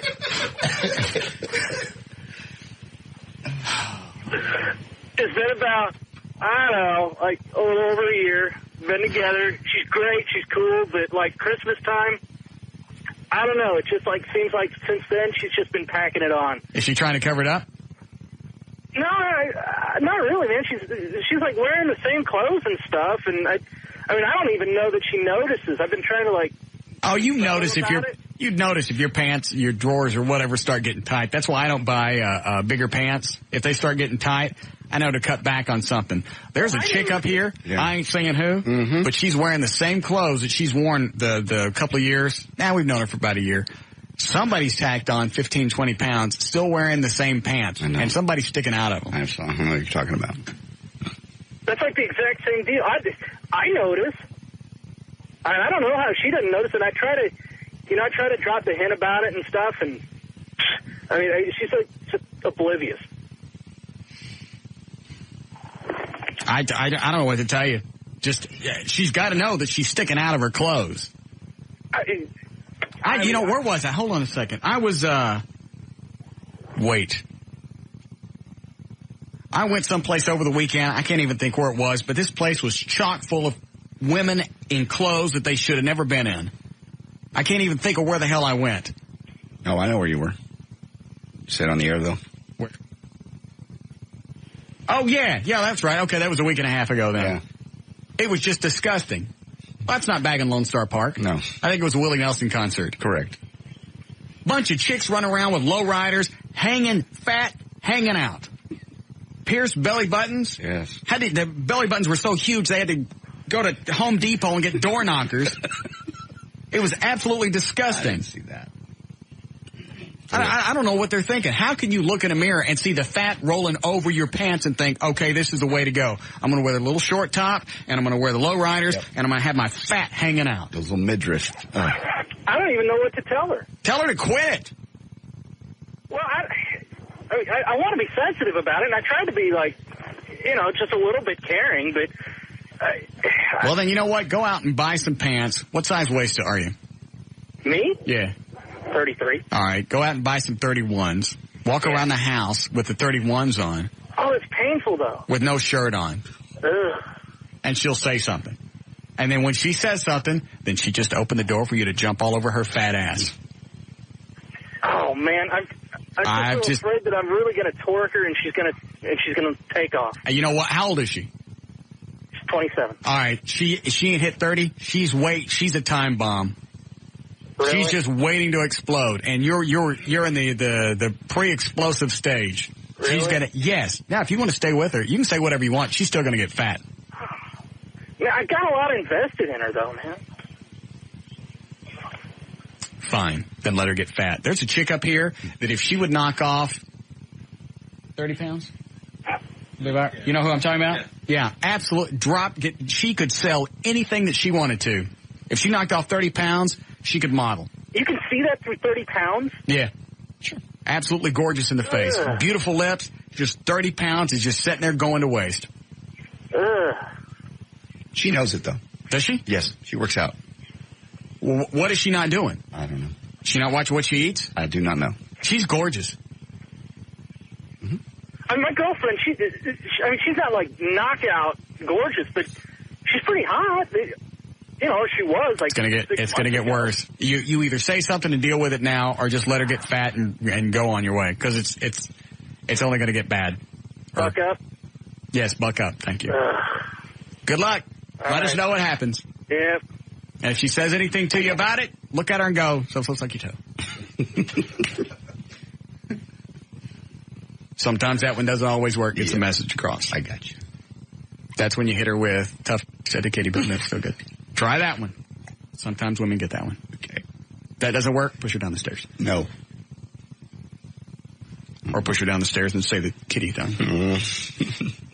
Not only chicks are the first ones I notice they put on weight. No, then somebody's denying it then. I think that's why they wear the same clothes and just let the fat shoot out over it. Maybe it's hot chicks that are really like, I put on 1.5 pounds. I'm all bloated. No. That night at Lone Star that we went out there for we didn't go for the Willie Nelson concert. We just went out there to watch the horses run. It seemed like, and I'm sure it was a Willie Nelson concert, it was just chock full of fat chicks in lowriders. Is that what you call those pants? Rockies.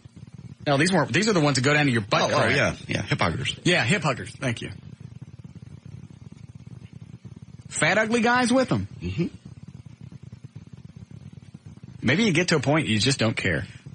I think I don't run around trying to think of something that guys that work out wear. Those tanks. Like a tank top or something like that. Right. You wear what fits your body. And you just want to walk up to one of them and go, hey. There was one of them. We were at one of the buffets, and she was wearing the hip huggers, the low riders, and not only was her big fat stomach hanging out, yes. She had a tattoo around her belly button, and you could see the stretch marks from childbirth. Oh. It looks like the kid came straight out her belly button. But I'm trying to eat. How we doing, Eddie? Do we? Hello? Thank you. All right. We'll be back. We'll be back with the Russ Martin Show.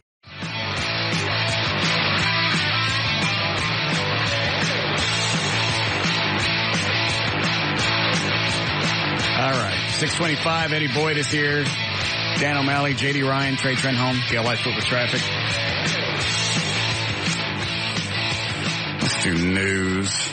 We'll do a roundup. Could the answer be C? And I'll take this. Yes, Eric? Hey, guess what, buddy? Yep. Remember your old friend, Dangerous Darren? Yeah. Yeah, he's working back over at the Eagle Nights again. When did that start? I heard him on there Friday night. For as far as I know, one of my friends told me that he's been working there for the past week or so. I didn't know that. Yeah. Is Robert back with him? Hello? Hello? Yeah, I'm still there. There you're back. All right. We're good. I like Darren. I think he's he's just working by himself. Yeah. Yeah, he's a good guy. All right. I'll let you know. Thanks, Eric. Yeah. Yeah, one time he got, what do you call it? Slight paralysis. Temporary, Bell's palsy. Bell's palsy. Had it on the side of his face for a while. It's like the right side of his face wouldn't move. It was funny to watch him eat. You know that, I don't know which one of them's still alive, the fat one, Siskel and Ebert, one of them's dead. But the fat one, I think he's got that. I saw him on TV over the weekend. Bell's palsy? Well, that's temporary. That goes away. I guess. But it's just... That's one of the side of his mouth. It looks like Bill Murray in Caddyshack. Exactly. Sometimes you gotta think like a golfer. Like that? That's exactly. I just noticed it over the weekend. Didn't he just have some kind of surgery? Yeah, so I was going through my head. It was some kind of heart. It seemed like a blockage or something. Maybe he had a stroke. Could be. And now he talks like a Bill Murray. He did. Golfer. I smell golfer poontang. Varmint poontang. Yeah, that it? Varmint. Yeah. All right. You ready for news? If you like. Do you want to go have drinks with Luddy after we're done? Yeah. Do you really? Absolutely. Because I always blow him off. I set it up and I say I'll call him and I get busy and I forget or whatever. I'm not dressed very nice. What do we care? Okay. Trust me, nobody's going to notice what you're wearing. Why? Because the head throws them off. No, it doesn't. I can get out older pictures. My head's the same exact size. No, it's not. It is. I wouldn't get them out. It'll only make you sad. No, it's not. Yes, it will. It looks just like the one up on the wall. It does not. It does. That was 10 years ago. Go get it. Wait a minute. You're not locking me out again. No, I'm out of songs. All right, he can't hear us. Is it me, or does it really look bigger today? It really does, and I think the tone, the black, or the fact that he's all pink. Yeah, the pinkish color just kind of makes it. Here he comes. Maybe it's his face, not his head. All right. Could be room for two on that one. Yeah. One old one. Yes. And one. Okay, there's old. Okay. There's the sheriff department. Got it. I see that. And there's the one from the Dallas Morning News. Hey, you don't see the difference? No. Actually, my head looks smaller. It doesn't look smaller. I look older. No, you don't. That's from drinking. You look the same. Mm-mm. I look older. Yeah, I'm saying I look older. Oh, I'm sorry. You look much younger. I ain't buying any crap you tell me now. Say something nice to me. Why? I don't know. Oh, thanks for the raise. You're welcome. My first one in 3 years. Did you get one last year? Mm-mm. Well, when we signed up, yeah, it went up a little bit. Thought everybody got one. It went up a little bit. Eddie, didn't you get a little bump? Not just now, but last year. You didn't get any money for running the overnight broadcast? Oh, yeah. You just can't do anything for anybody and they forget about it. Oh, I got an email from Dan Lewis today. He wants to come back. And do what? Produce? Mm-hmm. We have a producer. I'm sorry, what? How'd he put it? Huh? How'd he put it? It's just, he misses the show, misses the daily grind of the radio thing. Still would like to go in and do his own show, but he'd like to come back. And you said? Yes. Here's what I'd like to do. Yes. Get a steel cage. Okay. Put Trey and him in it. Whoever comes out gets to be producer. Pay-per-view. Mm-hmm. That'd be great. Maybe they'll kill each other. It's a win-win. No. Anyway. That's interesting. Who do you think would take? Do you think Dan would win or Trey? Dan's obviously bigger. Trey's younger and in better shape. Yeah. That'd be a good fight. Yeah. I think because of Dan's size, he might get in the first couple of blows. Dan's got huge hands. Yeah. I mean, huge. Long reach. Yes, John? Yeah, I was calling about why would somebody even want to go into radio? It seems like anybody could do what you guys do. Yeah, you're right. I mean, seriously. I just said you're right. And run your head. I just said you're right. If you can read the English language, you're in, man. Absolutely. That's how easy it is. Gee whiz, man. What do you do for a living? I breed and train racehorses. Yeah, and you know what? That sounds, how hard is it to teach horses to go in? How hard is that? Thank you.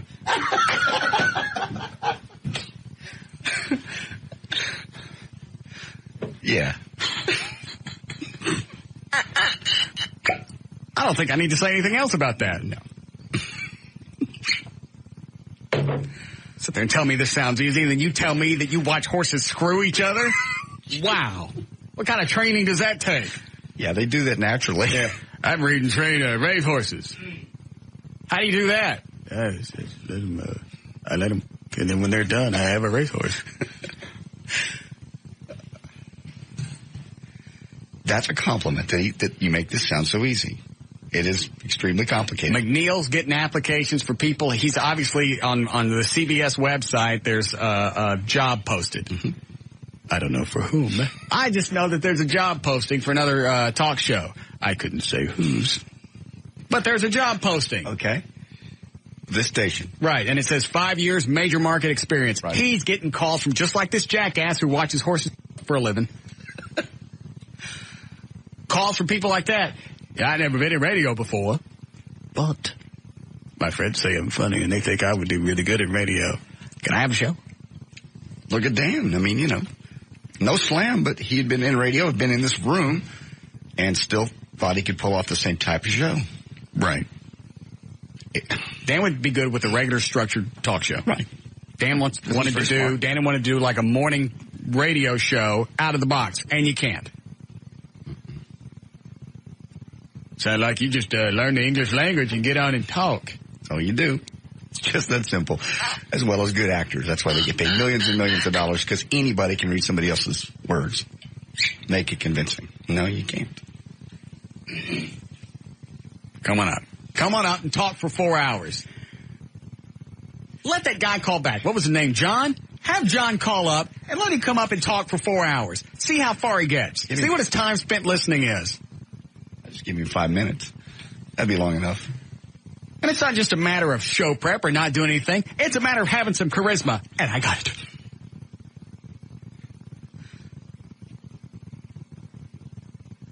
Absolute mongoloid. So in a way, it's a compliment. He's an idiot. Think what you do is easy because Dan watched you do it here and thought it was easy.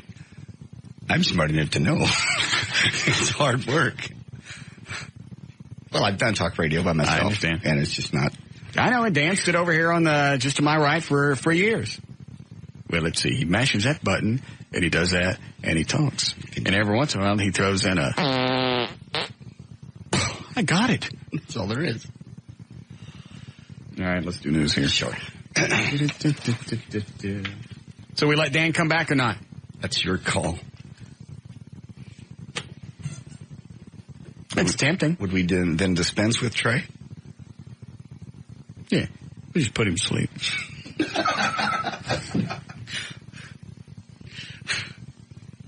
No. Who's going to notice? That he's asleep? Yeah. I don't know. His mom might around Christmas. No.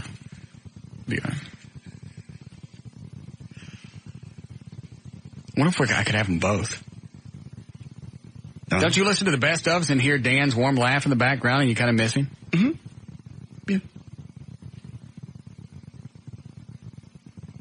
Every day before I come into work and I pray for a good show, right. I never include Trey's name because I don't care what happens to him. Wow. Yes, you do. No, I don't. You like Trey. Not enough? You do. You hang out with him on weekends even. Come on up, John. I'm going to give you 30 minutes. Hey. Why would anybody want to do it? It's the point. That's what I was saying when I was doing. When you die, they're going to put on your tombstone, he was on the radio. So what do I care? Big deal. And you're so full of self-importance. You guys are pathetic. Who said that? John, I make this station $15 million a year. What do you make for your company watching horses screw each other? Hey, that's what I thought. Come up here. You don't do anything. You know what? Have I ever called you talking about your job? No, you called me. You know why? Because I'm somebody and you're nobody. You watch horse porn. I hung up on him. Are you still? Oh, good. He's still there. Good. Come up and I'll give you 30 minutes and we'll see how you do with 30 minutes of time. Anybody want to do it is the point I'm making. John, have you not looked at radio salaries? Oh, man, radio is a wasteland as far as entertainment. Fine. Then you know what? I'll take the money and I'll waste in it. Well, congratulations to you. Come on up. I gave you your chance. You big pussy. You spineless pussy. You're worse than that guy that lost the golf thing. Yeah. Why anybody won't do it? When you can watch horse porn. They don't even care that you watch. Sometimes, I don't even wear pants. Yeah, you never called the barn and yelled at him about his job. Yeah. Let me talk to the guy who watches horses screw for a living. Because I don't like the way he does it. Please, John, just come up and I'll give you 30 minutes. And we'll see how... Did he call back? Is that him? Oh, is this a different John? I want the other John back. And just the fact that he would call and go, why would anybody want to do it? Mm-hmm.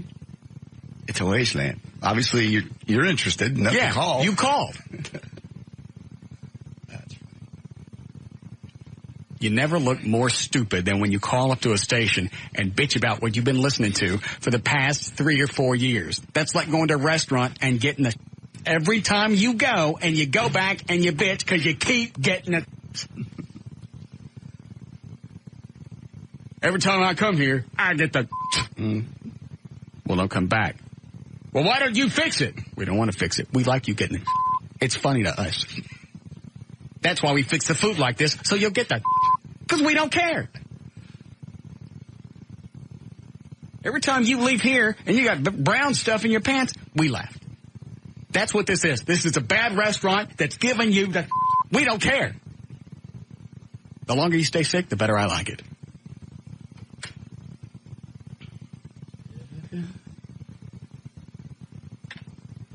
We were going to do news, weren't we? Mm-hmm. Do we have time? Just barely. Yes, Mike. 224, Yes. I love the show, buddy. Yes. I love the station. Yes. I wake up, I'm in the car at 6 a.m. listening to Howard. Yes. Folks and Kelly drew on me. Your show is great. Mm-hmm. I don't know why they give up at 7 p.m., but they do. But please don't let Dan on. Please don't let Dan on. That pompous ass. That was great to see him fail. Why would you want to see somebody from this show fail? I thought Dan would be like a member of the family. Because he was a traitor. He was good on your show as a sidekick. Dan, it was something that Dan wanted to go and try. How could I hold him back? Why would you fault somebody for wanting to venture out on their own? Because I think that he was like too big for his britches, thought he was so smart, and kind of like you're saying, maybe you made it look too easy.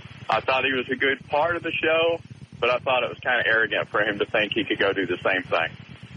Well, in Dan's defense, look around at the station. Look at everybody's getting a show. Good point. I'm not being flippant. I'm serious. At 7 p.m., it seems like they just hand that slot out to anybody who's can write a check. Thank you. All right. Let's just skip news and we'll do Could the Answer Be C? You already have somebody lined up there, Dan? Dan O'Malley, doing a fine job. All right. You got it loaded? It's time to get lucky and play the game that even a mutant mongoloid monkey could win. Let's play Could the Answer Be C? And here's your host, Russ Martin. John, what are we playing for? We will be playing for 12 months bronze level web hosting from VertBiz.com, the official web host of Live 105.3 and the Russ Martin Show. And there's more, a condoms to go prize pack valued at over $50 and the 6-disc collector's edition of NYPD Blue, now on sale, 20th Century Fox Home Entertainment.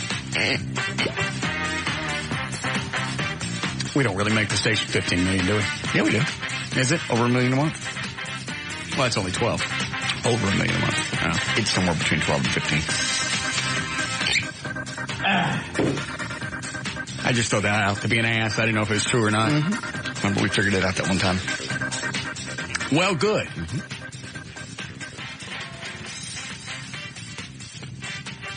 Breed horses. All right. Sandra. Hello. Welcome to the show. Thank you. What do you do for a living? I work in a warehouse. All right. You know how we play this game? Yes, I do. All right. You'll have to get all of these correct to win the fabulous prize pack. Here we go. Okay. Did you mark the finisher, Eddie? Okay, got it. The U.S. government has launched a new spy satellite. They hope it will help in identifying several mysterious objects on Earth. The first they hope to explain is A, the Marfa Lights, B, the Bimini Wall, or C, the hypnotic glowing pink orbs of North Dallas. Could the answer be C? Yes.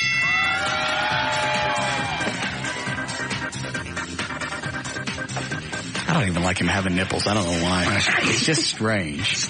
Because you look at Trey. Do you really think of a sex when you look at Trey? I'm not really. Mm-mm. Do you? What do you call something that doesn't have a sex? You know what I'm talking about? Yeah. What is it, Dan? Asexual. They have no sex. They reproduce on their own? No, asexual means they actually have absolutely no sex. Okay. Yeah, that's what it looks like, asexual. Like a G.I. Joe. You drop his pants and it's just smooth from front to back. No nipples, no crank, no bee-hole, nothing. Absolutely nothing to give you any type of pleasure. Maybe the Kung Fu grip. Yeah. I like horses screwed. Trying once and for all to fill the huge gaps in the human evolutionary chain, scientists this week were disappointed when they found out that a skull they were studying was actually A, hoax perpetrated to further the Darwin Institute, B, that of an undiscovered breed of great ape, or C, one of Dr. Natasha's mini monkey babies. Could the answer be C? Yes. By the way, I believe all of Dr. Natasha's websites, all the links are on I'mHavingAMonkeyBaby.com. I believe Chris said that would be up.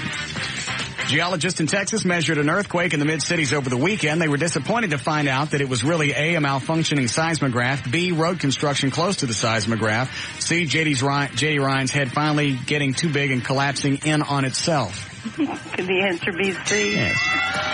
Doctors are becoming very worried about women that want to have children after they turn 30. The biggest problem is A, they may be financially secure, but are definitely emotionally unstable. B, most of the women don't want to give up a career to raise a child. C, we've all seen Planet of the Apes, and who wants that to really happen? Could the answer be C? You know, Natasha won't take our calls anymore. She's really pissed about the baby thing. You're kidding. After all the time and years and the traffic you've driven her sites. Trey said she won't call back. We had her last week. Yeah. We were doing the monkey baby thing. I remember. She hung up in the middle of it. God. She had a better sense of humor than that. I guess if you're 37 and you're having a baby, wasn't she supposed to call us? She's supposed to call us tomorrow. Yeah. And let us know that she's pregnant or not. I bet we don't hear from her. Sad. When Michael Moore came out on the Oscars with his anti-Bush statements, Hollywood mogul said that it would be easy to forgive him because A, to do his type of documentaries he has to be edgy. B, he was able to get more press off one statement than most directors get in a year. C, it's not like he pulled a Dan Lewis. Yes. Hoping that joining the Russ Martin Show would help his dating career, Trey Trenholm said that it's still disappointing because A, the women listeners aren't as classy. Go ahead and grab that. I'll wait. Oh, that's all right. No, go ahead. I want you to grab it. No, I want to wait. Oh, okay. Thank you anyway. Where was I? Help his dating career says it's disappointing because A, the women listeners aren't as classy as he wanted. B, now he doesn't have time to date. C, none of them can match up to his own perfectly round pink puffy nipples. Could the answer yes. be C? George W. Bush said he wasn't surprised by how fast the Iraqi regime fell. After all, A, they came up against the most well-trained fighting machine in the world. B, they didn't have the backing of their own people. C, once we trend home the crap out of a couple of towns, they ran like little women.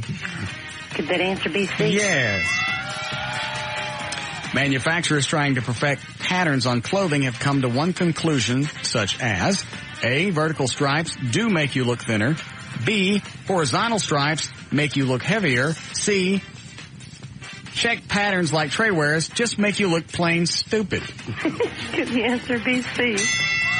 I don't care what he pays for those shirts. Every one of them looks like something from the Jethro Bodine collection. They do. And he'll look at you with that look like it's a polo. Yeah. I don't care what it is. Trey Trenholm says the best part about spring is... Should this be the finisher or the other one? I like one better. All right. Hold on a second. All right, I'm going to say that for the end. Dan Lewis said that the worst part about leaving the Russ Martin Show was, A, having to deal with listeners that call him stupid, B, having to deal with his wife that calls him stupid, C, being replaced by a 400-year-old pink-nipple dimwit. Yes. And finally, Trey Trenholm says the best part about spring is A, the birds all return home singing happy songs. B, the frequent showers make everything smell better. C, he can rip off his shirt and hide in the grass and wait for people to pick the fresh pink carnation. Could answer be C? Yes. She got them all right? You got them all. Tell her what she's got. She's got 12 months bronze level web hosting service from VerdBiz.com, official website of, web host rather, of Live 105.3 and the Russ Martin Show. A condoms to go prize pack valued at over $50 and 6 disc collector's edition of NYPD Blue. We'll be back with the Russ Martin Show. All right, we're almost done. Pissed off chick on line 1. Oh. Yes. Good afternoon, Julie. Hey. How are you? What's up? Who's this? It's Russ. Russ. Yes, ma'am. You know what? Yes, ma'am. I have to tell you. Yes, ma'am. What I heard you. Hey, do me a favor. Hey, if you're going to be on the radio, swallow whatever you got in your mouth. You did. And now hey, don't say the S word again. Oh, I'm sorry. So now you've started the call out by eating, and then you throw out the S word. Well, I can't wait to hear what your point is. Why don't you let me finish? Why don't you not call up and have crap in your mouth and then drop a vulgarity that I can't air? Why would I want to let you finish? Oh, gosh, you're just as bad as they say. Well, who gives a flying what you think? I just wanted to tell you that you're a dick. I don't care. You are. I don't care. You're a total. I don't care. And you got the big. I don't care. And what do I care? What do I care? Why would I care what you think? Obviously, you can't even clear. Excuse me, I'm talking now. I'm going to tell you why I don't care. You can't clear your mouth when you get on the phone. Obviously, you got no phone courtesy, and then you drop a word I can't even air. Why would I care what you think? I don't care what you think. You leave me on hold too long. I don't even know why you were on hold. You're an idiot, and you're the idiot that stayed on hold. Please. Did I call you? Did I say call in? Did I give out the phone number? Did I invite you to call in? Show me, you Batman car man. With your porn star. What are you talking about? With your Batman. What? Hey, stop. You know what? You're obviously an idiot. I'm going to give you a break here. What are you talking about? Slow down. Slow down. You're the one talking. I'm saying slow down. Okay. What are you mouthing about? Let's start over. Go ahead. Okay, earlier, when you were talking about the fat chicks, when you were eating dinner with the hip poker pants, and they were so fat you couldn't even hardly eat. Right. You know, I just personally would like to know what you saw. You know what? I explained to you what I saw. So either you understood that or you didn't. And what makes you think you're any better? I am. In what way? I am. I bet your rolls right. My husband says you're 6 foot something and you weigh 140 pounds. Well, that's disgusting. Well, first of all, you know what? Why don't you do a little research? Why don't you go to the website? Do you have internet access? I sure do. Well, then why didn't you just go to my website and look, and that way you formulate an opinion before you call up and waste my time with your loud mouth and the fact that you can't even swallow. Yes, you have. No. Yes, you have. You don't even have a valid point. Batman, you and your porn chick, you know what? I wonder what Joker did to you. What does that mean? Evidently, she joked on you. What are you saying? She joked on you. Julie, is this the way that you deal with real life problems? You throw out shtick that doesn't even mean anything? Mm-hmm. Well, then obviously you deserve where you are. You deserve to be where you are. A pathetic life. You're obviously fat because when I talked about fat chicks, that pissed you off. You're at home. God knows what you're swallowing right now, and your husband ain't coming home because he's screwing somebody with a figure. Sorry. I don't have to be sorry. That's your own pathetic life, and you're trying to share it with me, and I don't want any part of your pathetic life. Just go away and be what you are. You know what? You are so crazy. Yes, I am. You are not even... do you have a little part of you that's a little nice? No. You know what? If you start off, first of all, you start off with a little respect by not having a bunch of, excuse me, I'm still talking. This is the way people converse. You shut up and you listen, and then when I'm done talking, I hang up. You can't even clear your mouth when you get ready for a phone call. You drop the S word. So now we're not starting off on a perfect platform for you to voice your opinion. At that point, I don't care. Obviously mad because you called her on being a fat pig. Stupid fat chicks like that drive me nuts. I know. They can't get to a point. Well, so now what, Batman? Screwing your porn stars. What does that mean? What point are you trying to make? He's jealous. I understand that, but what point is she trying to make? What did the Joker do to you? You just know her. I don't even know how to deal with absurdities like that. Her husband's in some happy hour somewhere. He ain't coming home. Who wants to come home to that? She starts off the phone call, probably finishing a ding-dong, not her husband's. 7 o'clock, her husband ain't home. But jeez, I wonder why. He's described you to her, so obviously he listens and enjoys the show. Right. And she can't. Because You're 140 pounds, that's sick.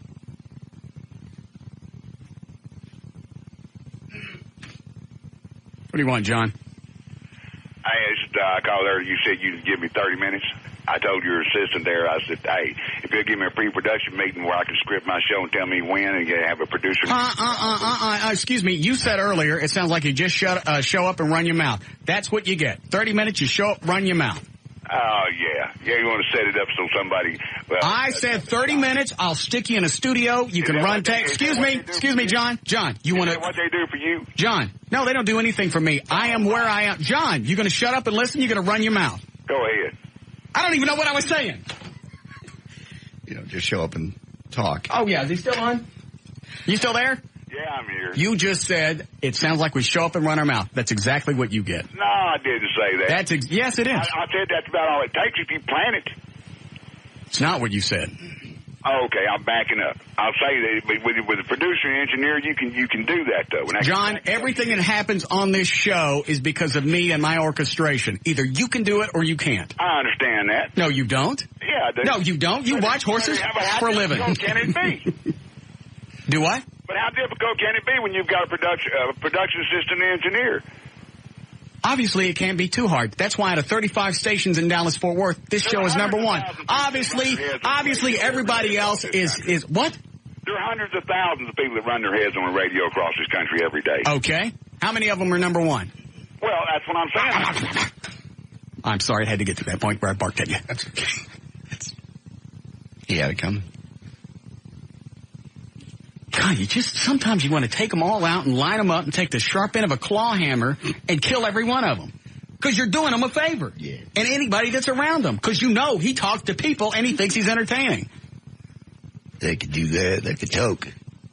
How tough could that be? It ain't hard like what I do. Because I breed horses. Because sometimes a horse ain't in the mood. So you got to flip them. Or you got to hold up the magazine and open the centerfold for them so they could see the horse boy. And sometimes the horse don't want to finish, so you got to go get the mare yourself. You go in there and you get that mare because you got to breed them. You got to get pregnant, so you get in there and you give them some of your own seed. That's what you told the sheriff when they showed up. Yeah, I said the horse wouldn't do his job. I said then the mare had a baby. You know what I got? A horse that stared at me.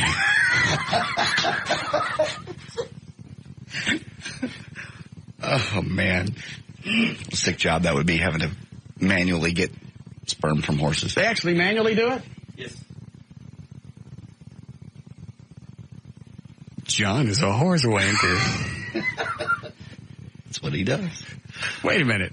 I just had a guy call me up that wanks horses for a living, tell me how to do my job. That is correct. a guy who made career choices in life that put him at a point to where he's got to masturbate horses, and he's going to tell me how to do my job. Uh-huh. This man holds horse weenies as a career, and he's going to tell me how to do radio. Mm-hmm. Good. Last phone call, and we got to go. Yes, Tom?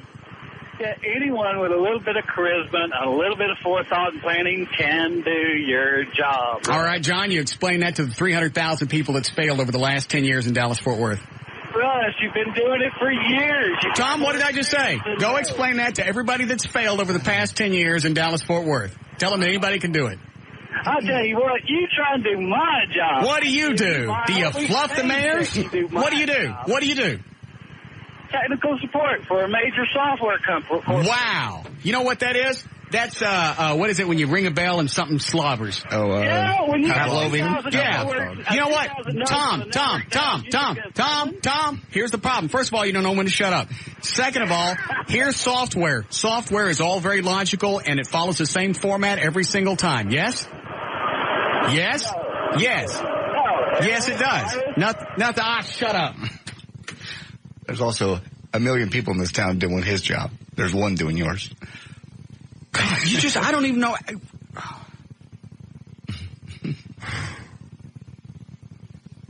All right. Okay. It's just the absurdity. I know.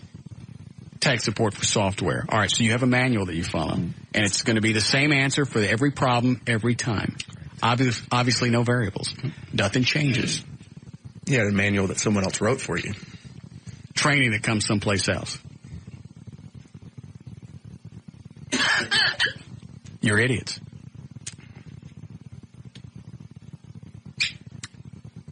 And the only reason I don't argue with you is because you're right.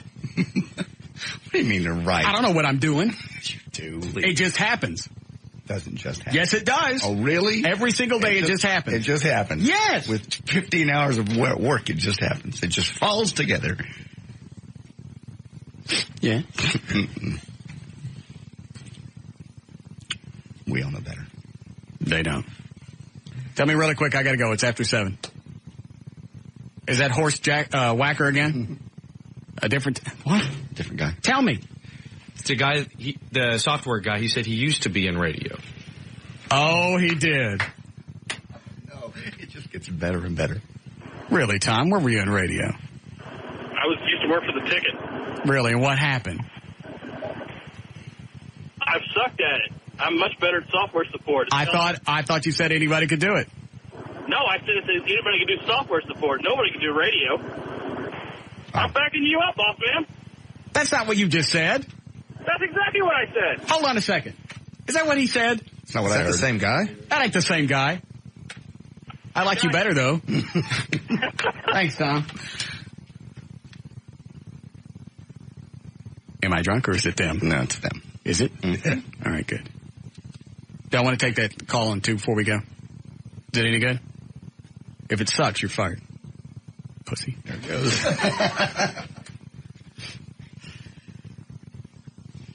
Okay. Do this and let's get out of here. For more information about the Russ Martin Show, to email us or details on the Listeners Foundation and the police and firefighter posters, go to russmartin.com. The instant emails during the show, it's studio@russmartin.com. For Trey and his website, TreyTrenholm.com. To find out Eddie on the World Wide Web, go to eddieboyd.com. You can also see my chair getting cut up. To visit me in my picture gallery, go to johndavidryan.com. Limousine service provided by Ultimate Limousines. Call George, 214-668-5363. And for everything else, it is live1053.com. All right. Well, it's been an interesting show today. It has.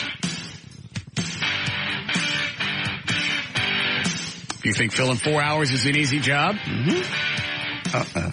Don't. Leave the radio on for another 20 minutes. See ya.